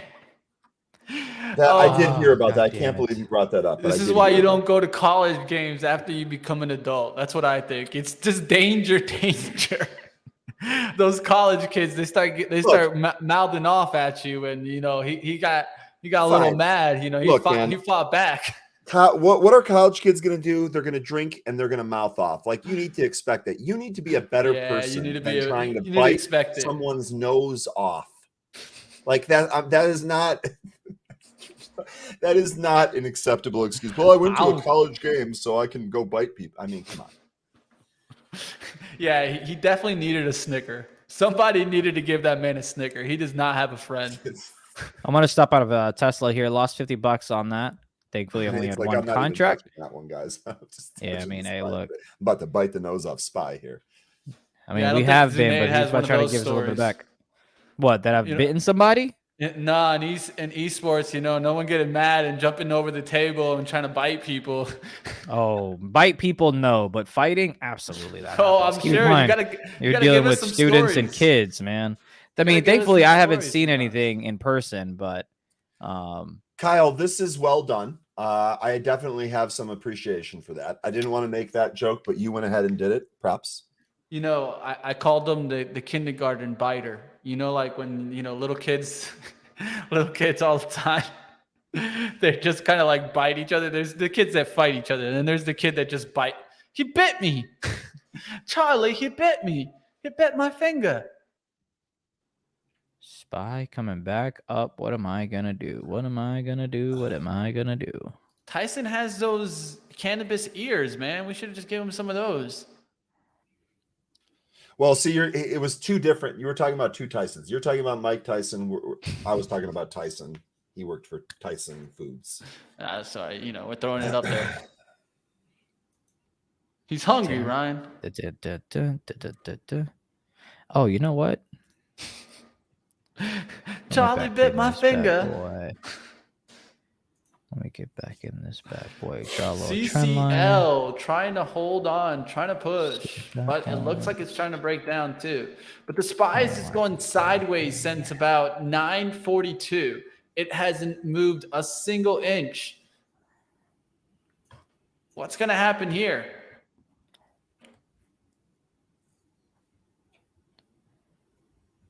Drew a little line here on Tesla for fun. We'll see if it cracks that. And then I went ahead and got back into Tesla because that's, again, I like to waste money. 612 is my fill on the same exact contracts. This mother, God, I swear to God. Don't do it, Tesla. Don't do it. You stinking bully.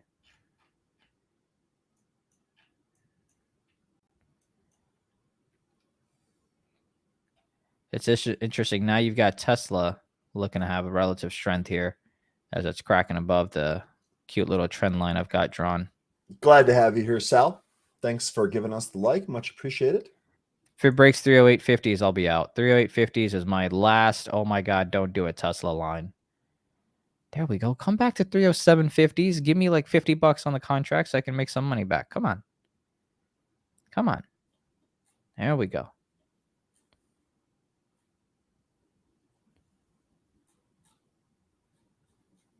I would go ahead and talk to the stocks to come down, but that would make me sound like a creep. So,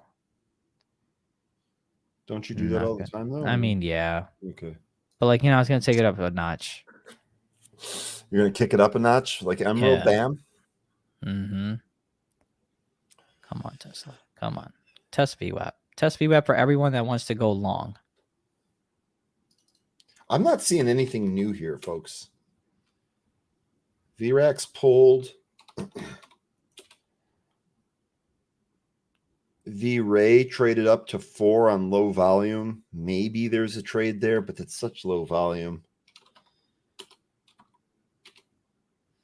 INVZ right around 6. VWAP at 601.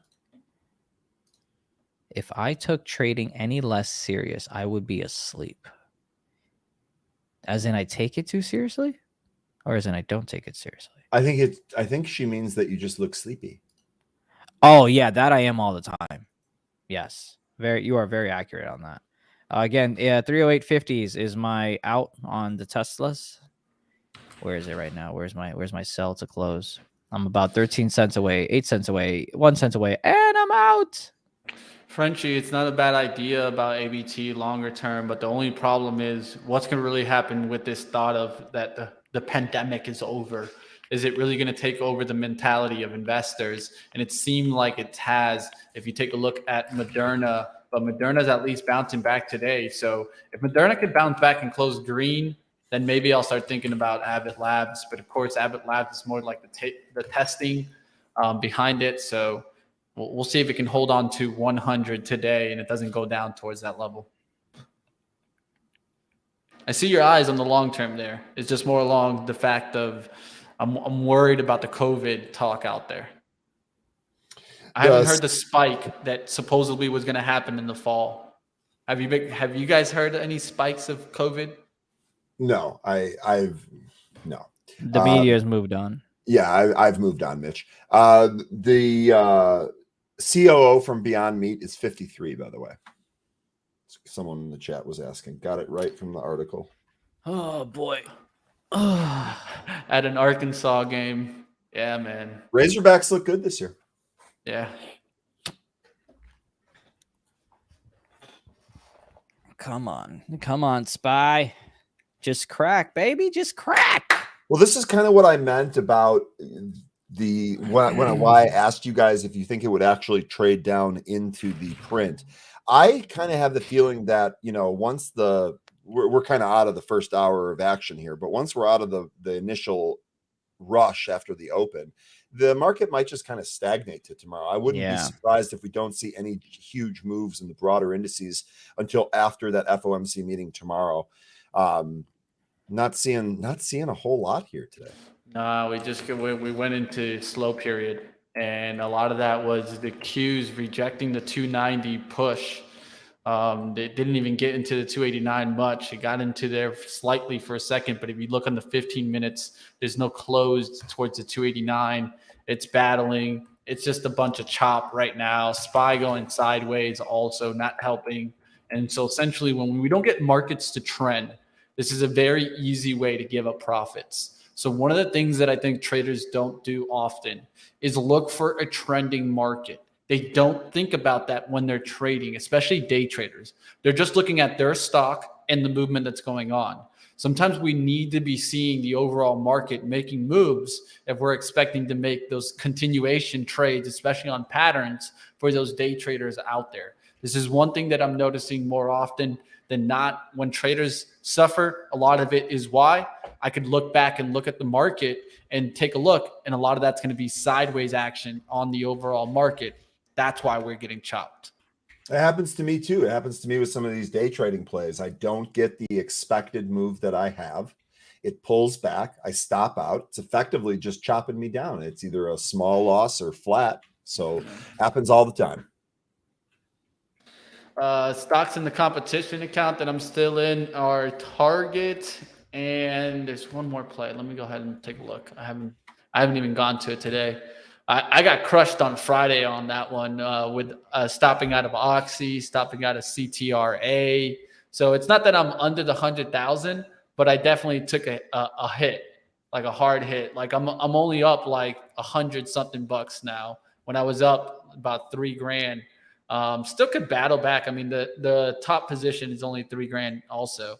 So it's not like I haven't been there before, but it's just a battle. It's hard to deal with 2-day swing trades in a really bearish type of market. And that's I'm glad that you said that, Mitch, because that's exactly why you see me scalping out here every day. I get asked about different swings. I'm not going to force a trade that's not there. And if I don't feel good about it, I'm going to just trade the things I feel better about. Like one that I have also, if I have Clorox, because I was looking for maybe to see that get some lift, and it still hasn't gotten some lift. I'm looking for it to hold the 140 support, but make its move back towards 150. But what I'm trying to do more along is waiting, because there is going to be a time when we probably can get a trend on the upward movement in this competition. It's just not right now.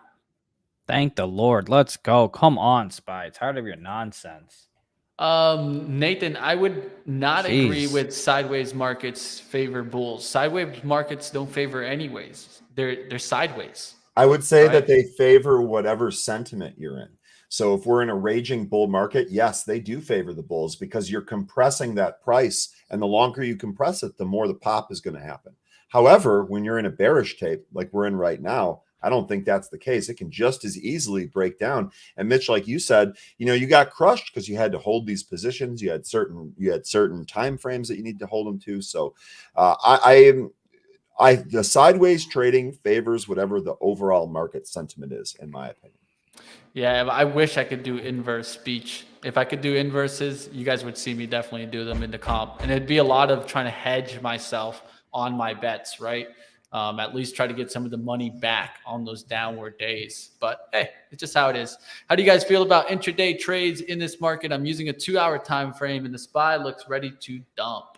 Well, SPY has dumped here real quick. Sorry, Mitch. I'm going to go for it, bro. Of my SPY puts here. Out at 785s is my fill on those SPY puts. I'm going to get out of some more Apple here short as well. Great job. Still waiting for thank you, man. It took a lot of patience, because I'm not going to lie. This little chop area here, where is my goddamn thing? This here, oh my goodness. It was just making me fall asleep, like someone said in the chat. But anyway. Ooh, look at Success take off. Profitable trade there. Yep. Yeah, Success took off also. So if you saw that, guys, definitely semis getting hit hard. Look at that Success take off there. So you should see Soxel come down there and breaking through that 83 support. Now you're seeing Nvda probably come back down really quickly. AMD come down, looking like it's trying to break through the lows. Watch out, guys, there. Tesla, I'll look for that one to start breaking too. Apple, I think, could get down there as long as it doesn't keep holding up here. You can see how it's kind of holding in this quadrant up here. It needs to crack through 154 on the downside to really start getting hit, but it's holding right now relative to the market. And what else is kind of getting some moves? Solar is getting a little bit of dump action today. Look at EMPH pulling back here, and a lot of these solar names starting to pull back. You can always look at also First Solar to see when that one starts to crack. That one's going to give us a good sign in the overall solar market when you're seeing the crack, and you're getting some of it today. Solar turning around. Mitch, NRBO halted. Good. NRBO is halted. You were talking about the market being choppy. Pull up that intraday Tesla chart. Look at that Tesla chart that Zunaid has going. That is chop if I've ever seen it. I'm nice little triangle there, but that's choppy. Yep. Back and forth here. Boing, boing, boing, boing. And that's hard to deal with, especially if you don't have like kind of wide time frames, right? If you're in kind of the 1 minute and you're holding to really tight risk to reward, this is how you can get stopped out in a lot of sideways action. So when you're in sideways action, I don't mind opening positions, but what I say is look at the market and sometimes determine, okay, if I'm playing sideways, maybe I should play small and wait to see if we get a directional play really. because if you're seeing sideways action, essentially you're waiting to see the direction. So there's no problem with coming into the trade. But I think sometimes we open up a lot of bigger positions when we're not actually reading the way that the market's trending. And so I think that's a little bit of a too big of a risk to open up when you're not knowing which way you're actually trending. AMTD did pop here. It's worth noting that's connected to what, HKD, I think. NRBO is halted. It did rip and halt into that. We're up what, nearly $6 here on NRBO. Lendumore saying, you guys think we're getting 100 bips? No, we just talked about that. I think we're all in the camp of 75 here. Yeah, I think it's already kind of thought of. The questions will be if you hear mentions of slowdown of economy, or any type of sign that the Fed would say that they would flip if they see inflation getting to such and such, or see inflation coming down. I think the opposite you're going to get is kind of a real hawkish Fed. Reason why, you saw what happened in the CPI data. That's exactly what they're trying to avoid. Sure.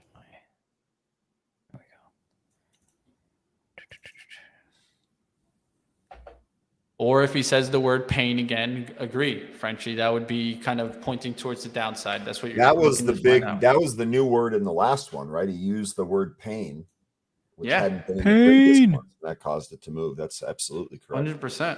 Something that you definitely don't want to be seeing. Especially Apple looking Urban to make Farms high a day. The right idea. Go grocery shopping before the Fed Armageddon. Lol. AMPX. I'm so tired. Moderna is actually holding up well after getting crushed yesterday, like 9%. Everything's still in the red. Let's go. Everything's still in the red from the open. What's up the least, or what's down the least, is technology. But essentially, it just shows the choppy kind of day, but leaning towards the bear side. Yeah, you got to go and take your profits, because, I mean, look at where we took our profits right down here, and then a market said, whoop, we're going right back up 1.5 points. And so we're going to have to now just kind of hang tight, because we've got one contract remaining of the 384 puts expiring on September 30th that we're hanging on to. Apple, by the way, high a day. Tesla, high a day, breaking 309s there. SPY coming right back above VWAP, and I am I though? Am I going to? I think I am going to. It's worked the past 3 times, so I'm going to do it again. Sorry, went ahead short again at the 726 is my fill on the 384 puts expiring September 30th. What's up, Brian? Veru took a huge beating yesterday, trying to pop here, currently at 1175. Looks like it's trying to make a move through 12. We'll see if it can end up doing that. Huge beatdown yesterday, though, on Veru. What a market, because it's definitely a choppy one out there. It's coming back now. The hourly candle on the SPY trying to go green here. We'll see what happens. It keeps rejecting by the VWAP, so at least the bear sign, that's a good sign there. But if you start getting through that VWAP really quickly, let's say even on a 5 or 15, just be careful. VWAP around 384.24. So we'll see what happens there if we're actually able to test the VWAP. We haven't even really gotten to it. We've gotten right below it. All right. Well, just going to scalp some puts here. The 726 fill that I got, I'm going to go ahead and sell some here at the 737. Got filled at 738. So I'm happy with that. Just scalping some. I'll look to sell some more on the downside if we get it, but no idea where this market's going to go. So I'm just taking my gains as I get them. Yeah, this is a quick market type of push there. I wish that would have taken the stock sell gains really quickly, but I tried to give it a second. We looked like we were pushing, and then Nvda just flipped. It said, no, no, no.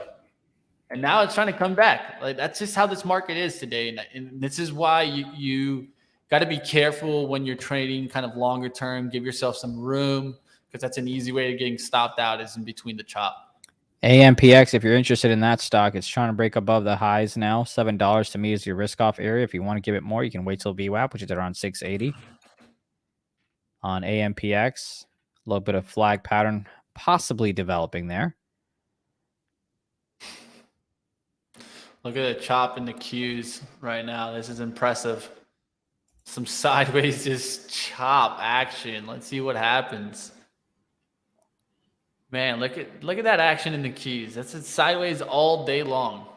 Yeah, I mean, look, people say like, they're getting chopped up and stuff, which I have 100% have. But if you feel like, hey, that's the type of day it's going to be, especially looking forward to what is tomorrow, you can go ahead and have easy support and resistance line drawns as well to go ahead and scalp and kind of make some money that way, especially in the Qs. I mean, you can clearly see the 288 and the 289s near that Frenchie VWAP. with a killer comment here. Only the algos can keep it so pinned. 100%. If you're looking at what's trading this kind of choppy action, it's the algos. This is where the computers win over human decision. Light speed is going to work faster than that. Absolutely. And I think that that's also kind of leads into what we're talking about market participants just not being as active and kind of waiting for this FOMC meeting to get passed. I think maybe then you could see a break from the algo controlled barcode action, pin action, whatever you guys are calling it. Non-natural. Great comments. Now, I will tell you what, it's going to be really fun tomorrow, Ryan? The boot camp? No, when I am in the New York Stock Exchange, FOMC meeting going on, conference going on, and everybody on the floor is going to be having their eyes just looking around. And I'm going to be walking around the New York Stock Exchange for us, giving us a great tour of the action. So get ready for that. I'm super excited to go ahead and give us an inside scoop look at the New York Stock Exchange. And there's Tesla. Wow, what a new high there on Tesla. Now cracking possibly the 310s. Ooh, barely touched it. SPY. What are you going to do, SPY? Tesla now above 310.26. I wonder if that was, let's see if anything interesting happened there. Yeah, big volume candle there. Timing of it's going to be perfect. Being there, we're going to get there around 1:30. So what time do you fly out? Well, I'll be there tomorrow morning. I get there. I get in New York around like 9 a.m. So I won't be able to see the open because unfortunately I'm getting there at 9 a.m. already. Is that when your plane lands? Because New York traffic, you probably won't be at the stock exchange. Yeah, no. We're doing a 1:30, so I'll get the closing bell, but I also will get when the 2 p.m. conference hits, right? Because 2 p.m. the conference notes come out, and then of course the actual conference goes on at 2:30 with Fed Chair Jerome Powell. And there's the move on AMPX. We talked about that one flagging a bit, and there's the move to the upside all the way to 850s. That's a nice move on that end. SPY coming right back to VWAP. All right. What's the Q's going to do? I'm looking to see if we can actually get a 5-minute close above 289. Yeah, Tesla. Looking taking a lead. Well. That's a good. Taking out both of the levels that Zunaid had pinned after busting out of that triangle. What did we just say about the longer you stay in that triangle, the more ferocious the breakout? What did we just talk about when you had that contraction of volatility brings expansion of volatility? You guys can use an ATR also to watch the volatility in a stock. If you're thinking about how do I look at volatility of a stock? Well, ATR is probably one of the best indicators you can use, which is the average true range. Trying to see if we can get a 5-minute close in the Qs above 289 so I can do the stock sell trade again here. Nvidia trying to come back up too. That looks bullish, but the Qs is what's keeping me. If it's the Qs don't want to go, why should I? 5-minute close. Let's see it. We got this candle opened up at 45. All right, so we got about 2 minutes left. 2 minutes left on the Qs here. We'll see what happens. All right, I'm doing something hella weird. I went long Tesla via calls here, 311.67 calls. I got filled at the 622. I'm going to head out here and shortly anyway, but I'm also still short the SPY, and I'm getting a phone call, so excuse me here for a second, but that's what I'm in. Tesla, we'll see if it comes back and pulls back. I'll be right back. I will say hi to Peter Tuchman. I'm definitely going to find him on the floor. He's not hard to miss, so definitely look forward to seeing what Peter has to say for me. If I catch him on the floor, I'll ask him some questions here.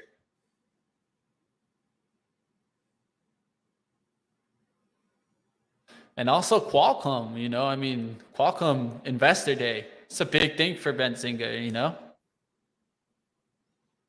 Got Chris Ketchy killing it. Chris Ketchy, Money Mitch team taking over New York City.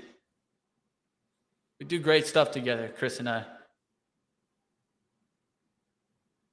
You're on the mute, my friend. I don't know how, but That's all right. I've got multiple stations here to make sure I don't get canceled. I'm going to go ahead and cover my...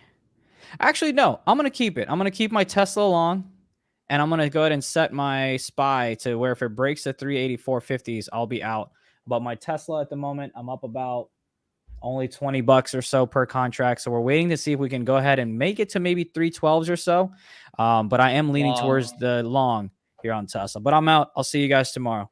Take care, Zunaid. Veru Green. Long stock sell. Got long at 1183s. Frenchie, this is the website that we used that we were showing earlier. Let me go ahead and throw that in the chat here for you. CME Group. Yep. All right, let's see if Nvidia can take out the highs there. It did a little wick. I wanted to see it close at 289. It closed at 289.04. So I said, you know what? I'll take the shot. At least I went towards the rules. Essentially, it closed at that 289 on the 5. Now let's see if the Qs can really take off there. I'm in stock sell again, looking for the push back towards 12. Risk right now is going to be 1175. Entry at 1183 for myself. Like always, you guys choose your own investment decisions. But this is my trade. Let's see what happens. Thought you were about to say choose your own adventure, honestly. That's also it. I mean, it's an adventure trade, guys. That's what I'll tell you. Just like an adventure, you never know where it's going to go. The only thing you can do is try to plan for the adventure. That's deep, Mitch. Way to go. I mean, it's the truth, right? That's all you do. When you can plan it out all you want. Like I can plan out what's going on the New York Stock Exchange tomorrow. But I'll tell you one thing. Should we ask the 8 ball what's going to happen to the SPY tomorrow? Yeah, let's find out. Let's figure out what the 8 ball is. Up or down. All right, so here, we'll do it full screen. Thanks, Mitch. So 8 ball, we are going to ask, is the SPY going to be up or down after the FOMC tomorrow? So let's see, 8 ball. Is the SPY going to be up or down after FOMC tomorrow? See if we can get an answer. There we go. Oh, I can't say up or down. It has to be a yes, no question. So what do we want to do? Do we want to do up or do we want to do down? We're going to do up. We're going to do up. Let's see. We got a bearish sentiment. We're going to go against the grain here. So Magic 8 ball, is the SPY going to be up after the FOMC? Come on, 8 ball. Come on, 8 ball. You may rely on it. So the 8 ball has spoken, folks. The 8 ball says that we are going to be up tomorrow. You can rely on it. As a reminder, we do not track the performance of the 8 ball. So please invest at your own risk. Do not necessarily just trust the 8 ball, but it is giving us its good graces. So it looks like up tomorrow. Well, good gracious is going on with Nvidia here, making a new high here on the day. Let's see if it can actually turn green here. The open was 133.82.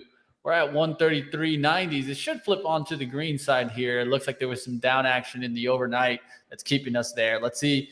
Have the close yesterday at, no, that's 4 o'clock.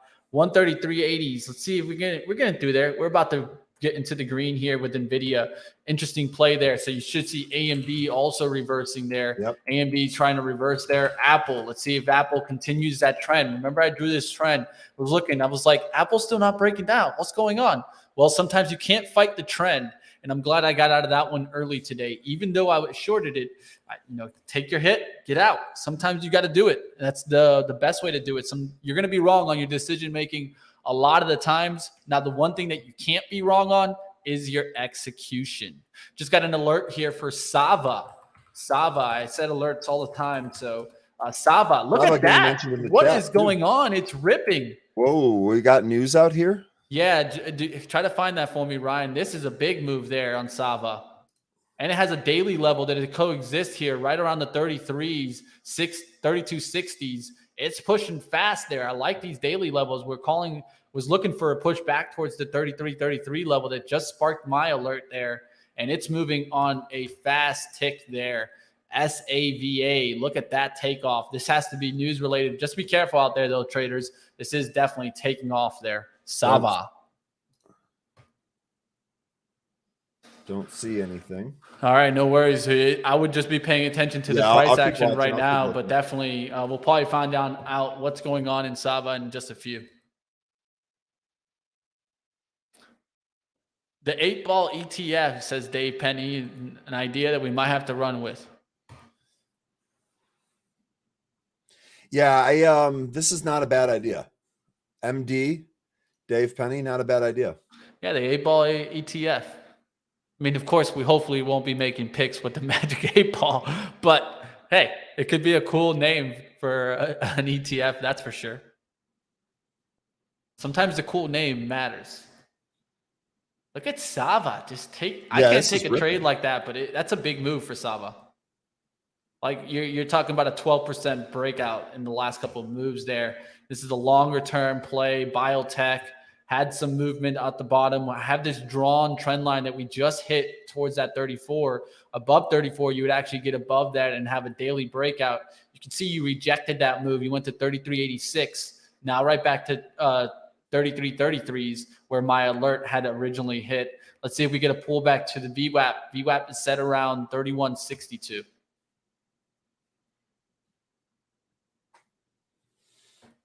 Can the SPY hold 289? Come on. I'm looking for that SPY to hold the 289 because that will give me that nice little push there for SOXL. We don't want to see it break through that again. And we want SOXL to really start taking off, getting through 12, getting up there to 1205s, 1210s. INVZ moving back up towards that 610 level, 614 your day high.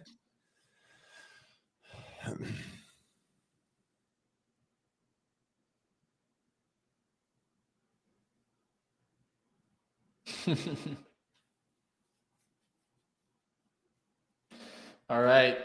What's up with our overall market? Are we still choppy there? No, we're trying to hold the VWAP. We're trying to make a move up, but not really seeing the continuation. Tesla's the strongest one. Look at Tesla go.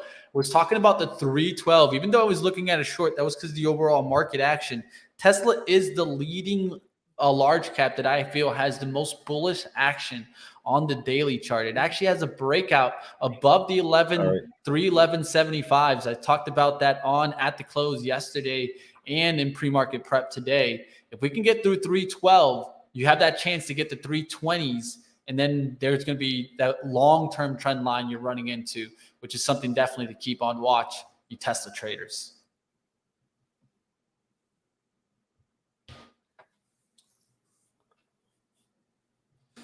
All right, Q's trying to make that step up into the 290s level. It went towards it on the 5 to the left. It went to 289.68. Let's see if we can get there towards the 290 level. That's going to give us a little bit of lift. Let's see if we get it here.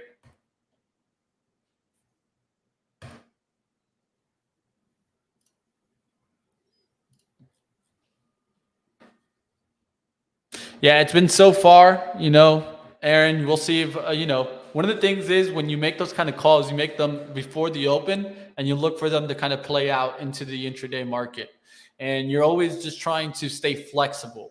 Like there was a point in today where I was really short, but what did I see? I saw a lot of more of the semis holding up. And so I kind of went more leaning with triple D's thinking, which was the buy the dip mentality on a lot of the kind of pullback names that had a good days yesterday, looking for those 50% retracements coming in and finding the bounce. Tesla holding up well there. Apple holding up well there. It shows us that the market wanted to come back and kind of stick more with those Apple and kind of Tesla calls. And if you look at Apple, it still has a trend line that it's close to, but it stayed up on the linear path.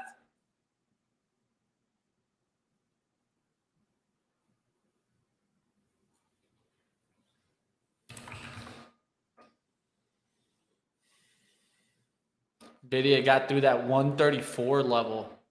To tell you the truth, Nvidia's VWAP bounce on the 5-minute was really nice. You had to give yourself a little bit more room. That's the thing that I'm starting to see more and more. The volume, the volatility in these even like 5-minute candles, I mean, think about it. In one 5-minute candle, you're getting about 83 cents there in Nvda. So you have to give yourself an ability to get around that type of volatility. You can't be risking 10 cents if on one 5-minute candle you're moving 80 cents. It just probably isn't going to be enough room there, and you're going to get stopped out a lot. This is what I see sometimes traders make mistakes. I'm not saying that it's you out there, but if it is, kind of look into it. Am I just not risking enough? Maybe I'm going too high in sizing, so I can't risk that amount. That's also another thing to look into.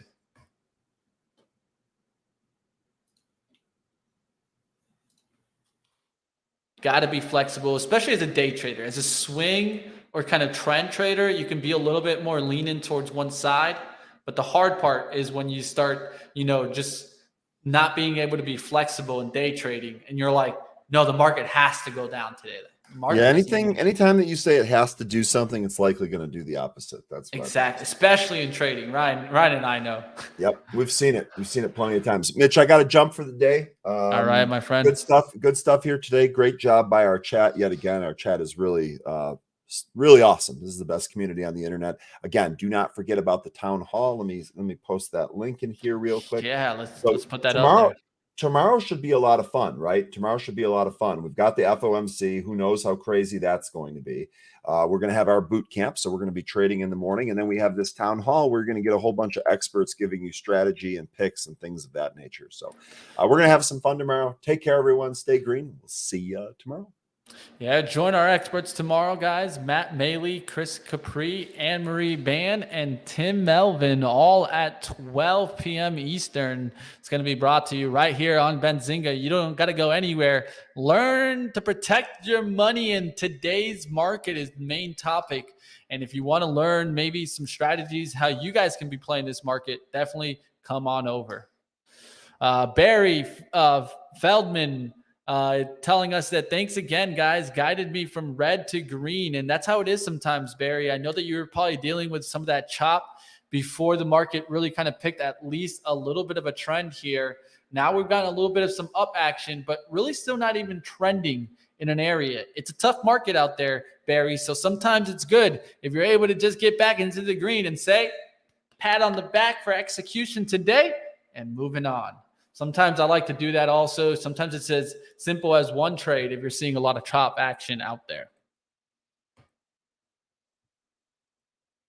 Check out Apple on the 5, all green candies in the last 5 minutes. I'll keep going with it. I said green candies, let's go. Look at the 5, right? There you see it. Kind of a little run there in green. Now you're seeing a little bit more topping action. Can it get through that 155.50, or are we just going to start seeing a reversal here? And look how you're seeing the Qs come right back down too. About to crack that 289 on the downside again, showing us what? Choppy action in the Qs. So that's just tough. It's tough to take a look at some trades like that. And now we're getting that downside action on my trade. About to figure out, am I getting out there? I'm only in the red by about 2 or 3 cents here. But it just doesn't seem like we're going to get stock sell back above the VWAP here. I'm going to give it to 1178. 1178. If not, we'll get on out. We've tried the battle here, tried to hold it towards the 12 break, but the Qs won't hold. Probably you won't see Nvidia hold.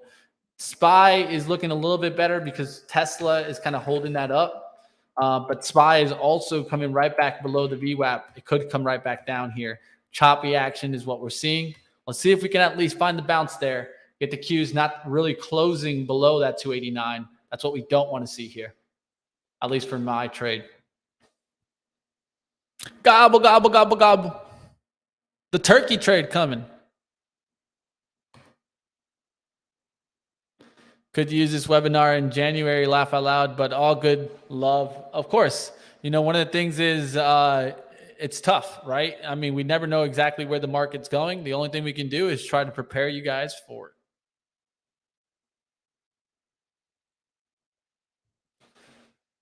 All right, trying to see if my target is at least catching some kind of bid there. It is coming down fast there, guys. I wanted to see target kind of hold on here. It's not looking good for me as it starts cracking towards the 160. I have around 158 for my stop out, but not looking good there in target after looking decent yesterday. It looked like it wanted to come back towards 166. we're already back down to 160. It's just being really hard to kind of hold some of these swing trades towards the upside. And even though we might get some kind of action towards the up, it's not holding the move there. Q's trying to fight there, trying. Same thing for the SPY, trying to hold the VWAP and make the move up, but Apple also slowing down a little bit. Appreciate you, Scruffy. Hope you enjoy the show. And if there's anything you guys have any feedback or want to see more or less of, you're always welcome to give us that feedback. Looks like we got about 417 of you guys here, so please smash that like button and let's go into some sector outlook and see what was hot and what was not today. All right, so I'm going to stay into this trade right now. I'm actually going to even just kind of set myself up so I don't get caught like I did earlier today. So I'm putting a stop price, stop limit trigger, 78.75 on the stop limit, about 3 cents down below it. So we'll see what happens there. If I get stopped out in stock sell, or will we get another move up in the Qs? The Qs are fighting right now. The 5 finally closed back above 289, but it could easily just close below that 289. All right, we'll see what happens there. Let's go ahead. Let's take a look at the overall market action. Technology still holding us up, but it's starting to come right back down there. We'll see what happens there. If it can actually make them up move. Defensive's looking a little bit better here. So if you're looking at those are not looking too bad there. What's doing well there? Looks like RLX is doing decent there. Let's take a look at some of the high caps.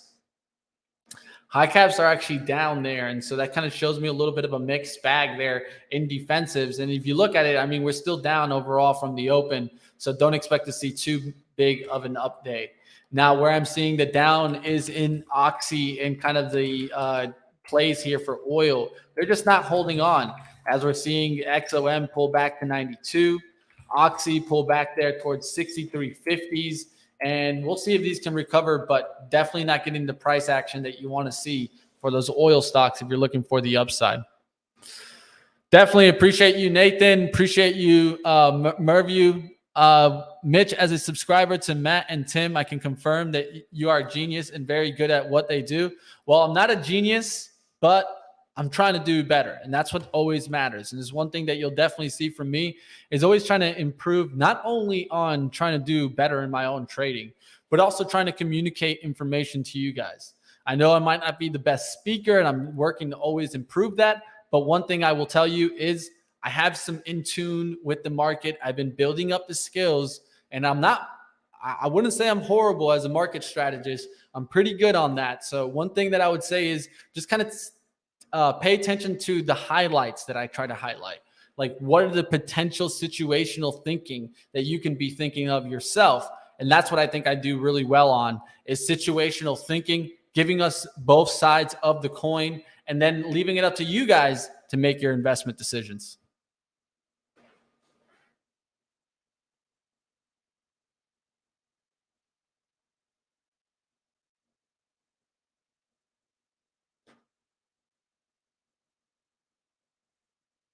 Oh, he said they? Don't worry, Caleb. I don't think I'm a genius anyways. Maybe Matt and Tim are. Tim is, I know Tim has a CMT, so trying to work up to my CMT also. Microsoft is heading. Let's take a look at Microsoft. Microsoft is one that I've been worried about because we're breaking long-term trend lines, wanting to see what's going to go on with this one. It is starting to hold the VWAP there, trying to make an up move there. We'll see if the market overall can make an up move here. SPY's trying to make starting to move up. Q's finally starting to get through that 289.96 now. Now we should start seeing the stocks held push there.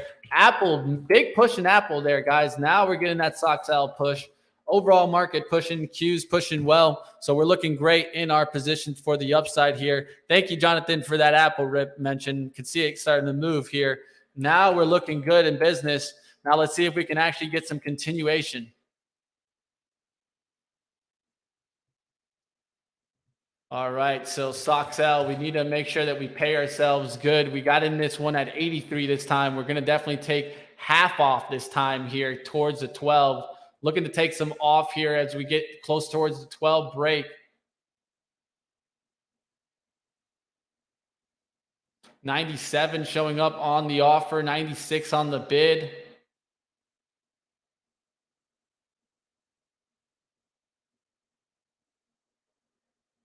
All right, just take down a little bit there. Trying to see the expansion continue here.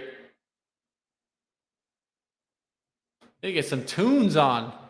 Got about 11 minutes here till we get on over. Actually, a little bit, 20 minutes till we get you over to Benzinga Live. Trying to keep pushing here. Still upside potential. Yeah, it looks like we had that upside potential here. It's starting to come on in. Look at some Nvda. Look at Tesla. Look at those kind of pushing Tesla now towards those 312s. Probably one of the strongest big caps out there. But also Apple having a really good day there. It's starting to push there. A lot of buyers probably stepped up at the 150s, continuing to see Apple making some lift there. Nvda also one to keep on watch. Right now it's continuing to push and now getting to that pre-market high. Let's see if it takes the next step up there in Nvidia, but good movement so far from the semis. AMD starting to get back above the VWAP. That's interesting in a laggard. I always look at leader laggard trade. Look for Nvidia to be the leader. A laggard, probably AMD.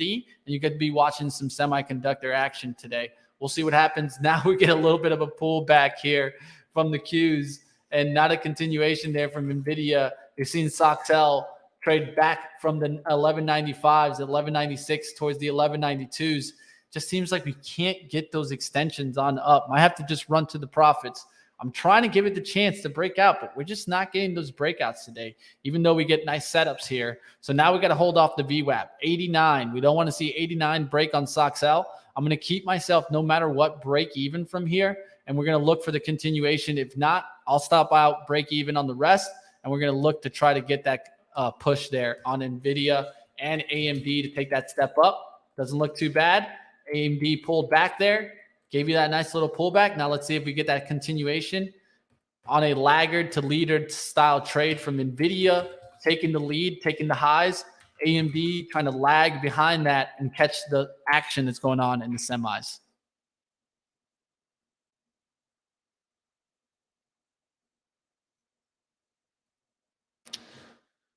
All right, let's go. Let's get some tunes going here. All right, there's 1195s. I see some good bid action there. Let's see if we can get that next step up. Let's go to Nvidia, see if we take out the highs. See how you're starting to show a little bit of a turnaround there, but you're looking for that continuation. At least the Q's showing a little bit of strength there. 290s are important here. We're trying to hold and do a little expansion into the 290s.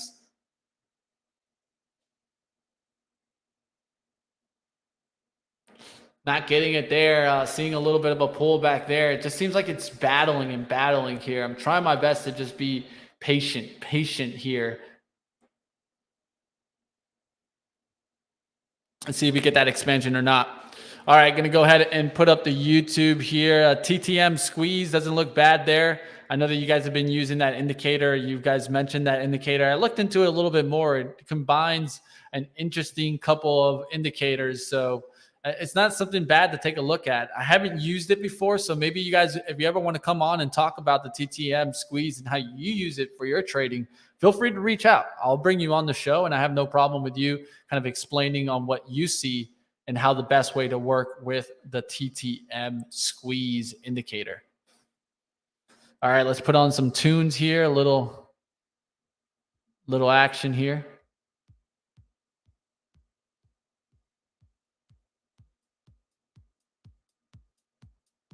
Hey, there we go. See if we can get this movement. We're not getting it right now. It looks like we get a slow up again in the market, and SPY kind of slowing down there. Apple gave that expansion move. Now it's kind of holding on. Let's see what happens here. Nvidia is really where I'm watching. AMD, is that continuing? It's pulling back a little bit there. We're just fighting here in the Qs. Not much movement in the semis there after you got a little bit of a push up. So it's just tough. It's tough right now. I want to see the 89s hold here for pullbacks towards the VWAP. Don't want to see it really kind of close below VWAP, as that could be an indicator that we're getting weak there.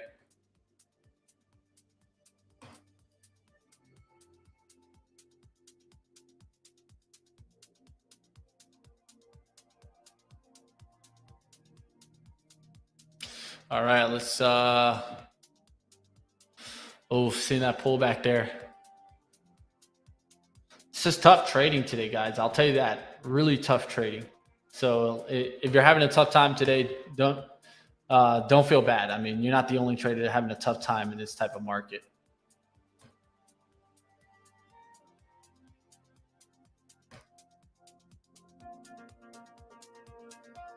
All right, let's see if we get that recovery here on the 1190s, going back up towards the 1195s, breaking through that 1195, taking some profit into the 12 push, then looking for the expansion above.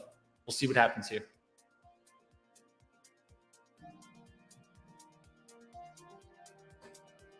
All right, a lot going on in the markets. Like always, big news out there today. I'll cover up some of the headlines that were out there today. Headlines coming from Ford as they warned on Monday for an extra $1 billion in costs during the third quarter. You got some downgrades. You got downgrades in PayPal, downgraded in Nike. You also got a downgrade in Western Digital today by Deutsche Bank. So keep an eye on those downgrades. United Health gets a go from federal judge to buy Change Healthcare. So an acquisition news for UNH helping it today.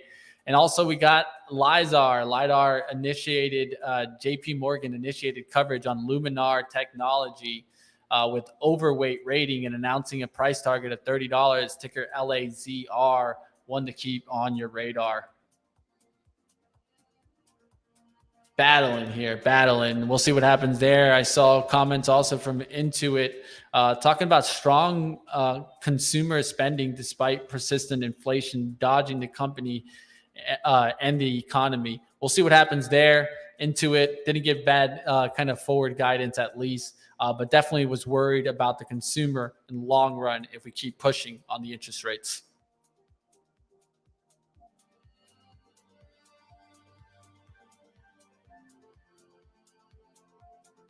All right, PM rug pull. We'll see what happens there. Definitely battling on out there. Competition right now, Roland. I'm just keeping it easy. I have 2 trades on Target, Clorox. Not doing the best in the last couple of weeks. Last week, Friday, I lost a decent amount there with those Oxys, CTRA bet. Got stopped out in those 2, and MOS I got stopped out in. So those 3 trades brought me right back down closer towards the opening buying power. But we'll just keep battling there, like always. All right, seeing the kind of pullback there. We needed to immediately recover. 83s will get me out as that's my break-even price point. We've talked about that. Not going to let myself lose on this trade here. If we're going to still keep chopping around, well, so be it. We'll see what happens there.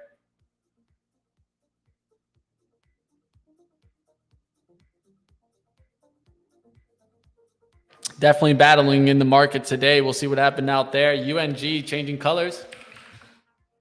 Ooh, look at UNG finally popping a little bit. We'll see what's going on with that one. I know I got some traders out there that like to trade natural gas and coal, so keep your eyes on that.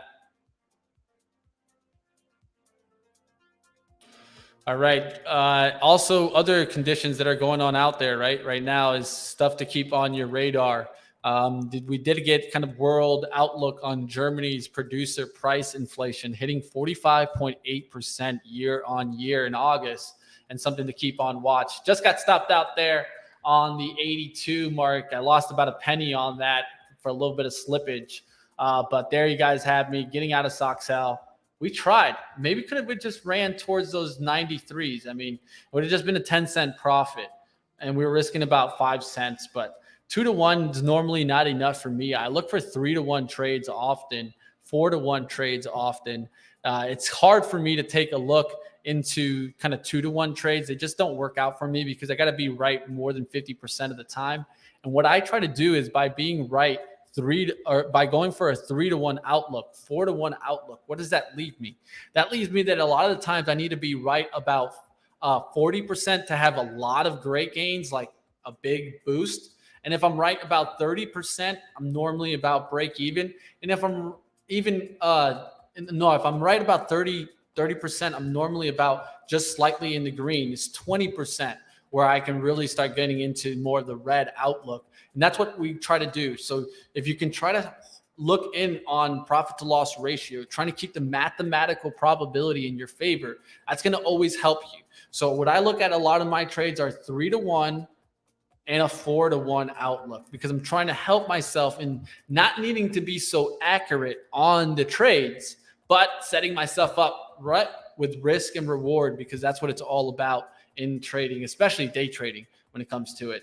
UNG definitely taking that step on up today. Market still in the chop there, as you're seeing, right back down a little bit in the Qs. We'll see what happens if the SOXL can kind of push back off of these levels. Wasn't going to save into the trade to get caught into the loss. Just got out there, and we'll see what happens there. Sava, getting some news. It looks like the SEC recommended a closing of the Sava case. So that's actually really good news there for Sava. Daily levels have a nice push. This is a really good stock there. I'm even going to maybe take a look there to see if I could even take this on my competition account, because, hey, not a bad stock there after getting some mentions there. And especially if it's kind of bigger concerns like we're seeing it right now, it's going to be an interesting stock to maybe go ahead and catch. We'll see what happens. Looks like it's not part of the S&P 500, so I can't get it. But it is what it is. Well, I'll keep an eye on it for you guys. We'll see if it gets up there to 35s. I'll send an alert there. And we got about 8 to 9 minutes left here. I'm going to keep pushing as far as I can. Thoughts on the LiDAR setup. Let's go ahead. Let's take a look at it. LAZR.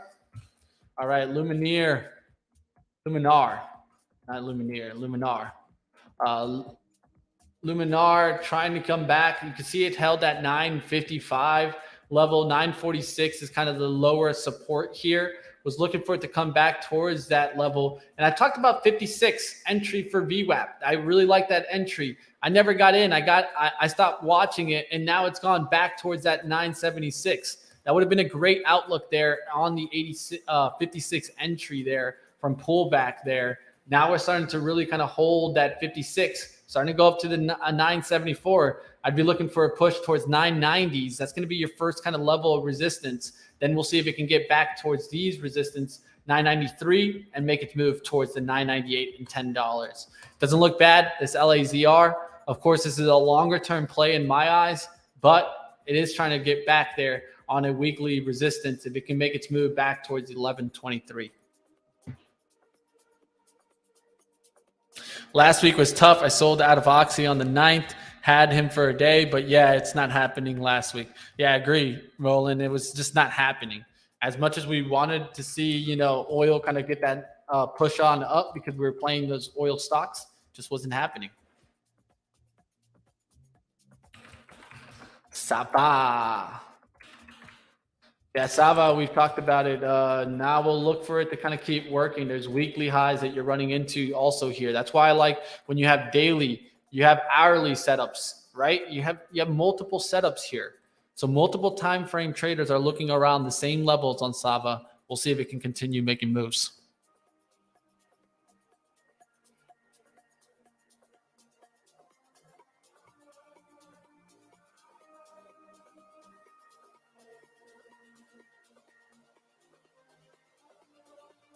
All right, we'll see what's going on. Like I said a little bit earlier, of course, we're going to be going towards the New York Stock Exchange. Don't miss that. And of course, a bunch of Qualcomm coverage from the Investor Day. If you guys are Qualcomm investors and just have questions you want to ask us, reach out. We can source from you guys also. So have no problem for you guys reaching on out. Can retail traders take the CMT exams, or do you have to work in the field? So there is some conditions to actually get the designation that you might need to actually show some professional kind of work, or that you're working towards. And you also need to get, for the CMT, you need to get actual CMTs to sponsor you or endorse you. And so it's important to kind of relate with other CMTs so that they can be kind of a fan of yours and kind of help you out and endorse you. But you also got to go through 3-level exams. Of course, the 3rd level being the hardest. Level 1 wasn't the hardest kind of exam, but I will tell you that level 2 is definitely getting a little bit harder, and it takes a lot of work. It's a lot of money also, so it might not be the best for you. It might be that you just want to learn trading school action. And that's why you can come tomorrow, of course, to check out the town hall. And we'll be talking about with our educators, Matt Maley, Chris Capri, Anne-Marie Band, Tim Melvin. Come learn from them tomorrow at the town hall. And maybe the school makes more sense for you. But that's just to give you a little bit of background of both. Christine wanted to ask about expand and explain your ratio. So the way that works is, one thing when we talk about profit to loss ratio is that you kind of need a chart to kind of really show you it. I have a link that I want to kind of give you, Christine. I just don't want to take too much time off the stream. So what I'll do is I will try to include it in the comments after this stream. So come on back after it, look in the comments. I'm going to give you a link of how I explain this. But the quick and easy answer, right, is always thinking about it as ratio. Ratios are the way that we can keep what? Probability, right? When we're looking at ratios, we're looking at probability. And as day traders, this is what we're always trying to think about. How much am I risking for how much am I making, right? So let's say if I'm risking 10 cents, I want to go ahead and calculate that into my ratio, right? And so if I'm looking for a 4-to-1 outlook, that would mean if I'm going to risk 10 cents, that means I got to make 40 cents on the upside. So when I'm looking at trades, I got to look at the chart and tell myself, can I risk 10 cents here to make 40 cents? A lot of times the risk is going to be more relative to the chart than exactly your ratio. So keep that one also in mind. But it's one way that you go ahead and you do what? You keep mathematical edge. This is one thing that's important as day traders. We want to keep the mathematical edge in our favor. How do we control that? Is by always understanding the risk to reward outlook, the target to kind of your risk preservation outlook. Because if you're not going for enough target, then you're going to give yourself what? You're going to have to be higher on the accuracy. You're going to have to be higher to go ahead and kind of capture the profits. Let's say if you're a kind of a 2-to-1 trader, meaning that you go for 20 cents reward for a 10-cent risk. Well, at this point, you got to be higher than 50% accurate if you even want to just be slightly into the green. To be deep into the green, you're probably going to have to be closer towards 60 to 70% accurate so that you can actually get a profit. And if you're going to be, making kind of like income type of money, you're probably going to have to be closer towards the 75% accurate. That's why I try to lower down the accuracy that I need to be into the green, which I try to hold towards more of a 4-to-1 outlook and a 3-to-1 outlook. But it's always about what you prefer for your risk assessment. Light bulb moment. That's probably one of the best things I've heard on this show today. And that's what it's all about. Honestly, the reason why I'm doing what I do today, right? I mean, you guys know I'm studying at the long run to be a monster trader. I mean, at the end of the day, this book and all the knowledge that it has, just doesn't come to you easily. But that's what I'm trying to do. And one of the biggest things that I'm trying to do is pay it back. If I can help your guys' learning curve by just even pointing to topics that you guys can go ahead and look up for yourself and learn for yourself, that's what it's all about. And especially if you can find those aha type of moments. I've had those moments before in trading, and there's nothing like it when you can really kind of jump the learning curve and make a boost forward. So if I was able to help you today, Christine, that makes me truly happy about what I'm doing here at Benzinga. All right, Apple is on steroids today. Let's take a look at it, and we'll take a review of the market, and we'll get on out of here. Let's go towards Apple. Apple's continuing to move on up, and we were looking at it today. Look at this trend line. It held. It did not want to break down, even though the market was down big earlier, right? The market was coming down, but yet we weren't getting Apple to come down. This is a good indicator to use when you have this split in correlation. Take a look at some of the other leaders. A lot of the times what I do is I use my kind of charting service here to help me on this, but I'll take a look at the SPY stocks and I'll look at the high caps. What is leading us up? What is holding us up? You can clearly see it's Apple and Tesla today. And what is actually down? Microsoft, Google, Amazon. So those are playing all catch up with the market.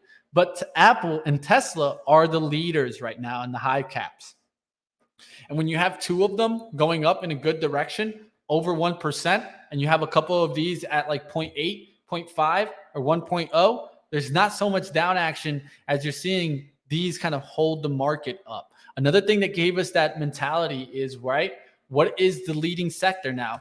Technology is actually into the green today.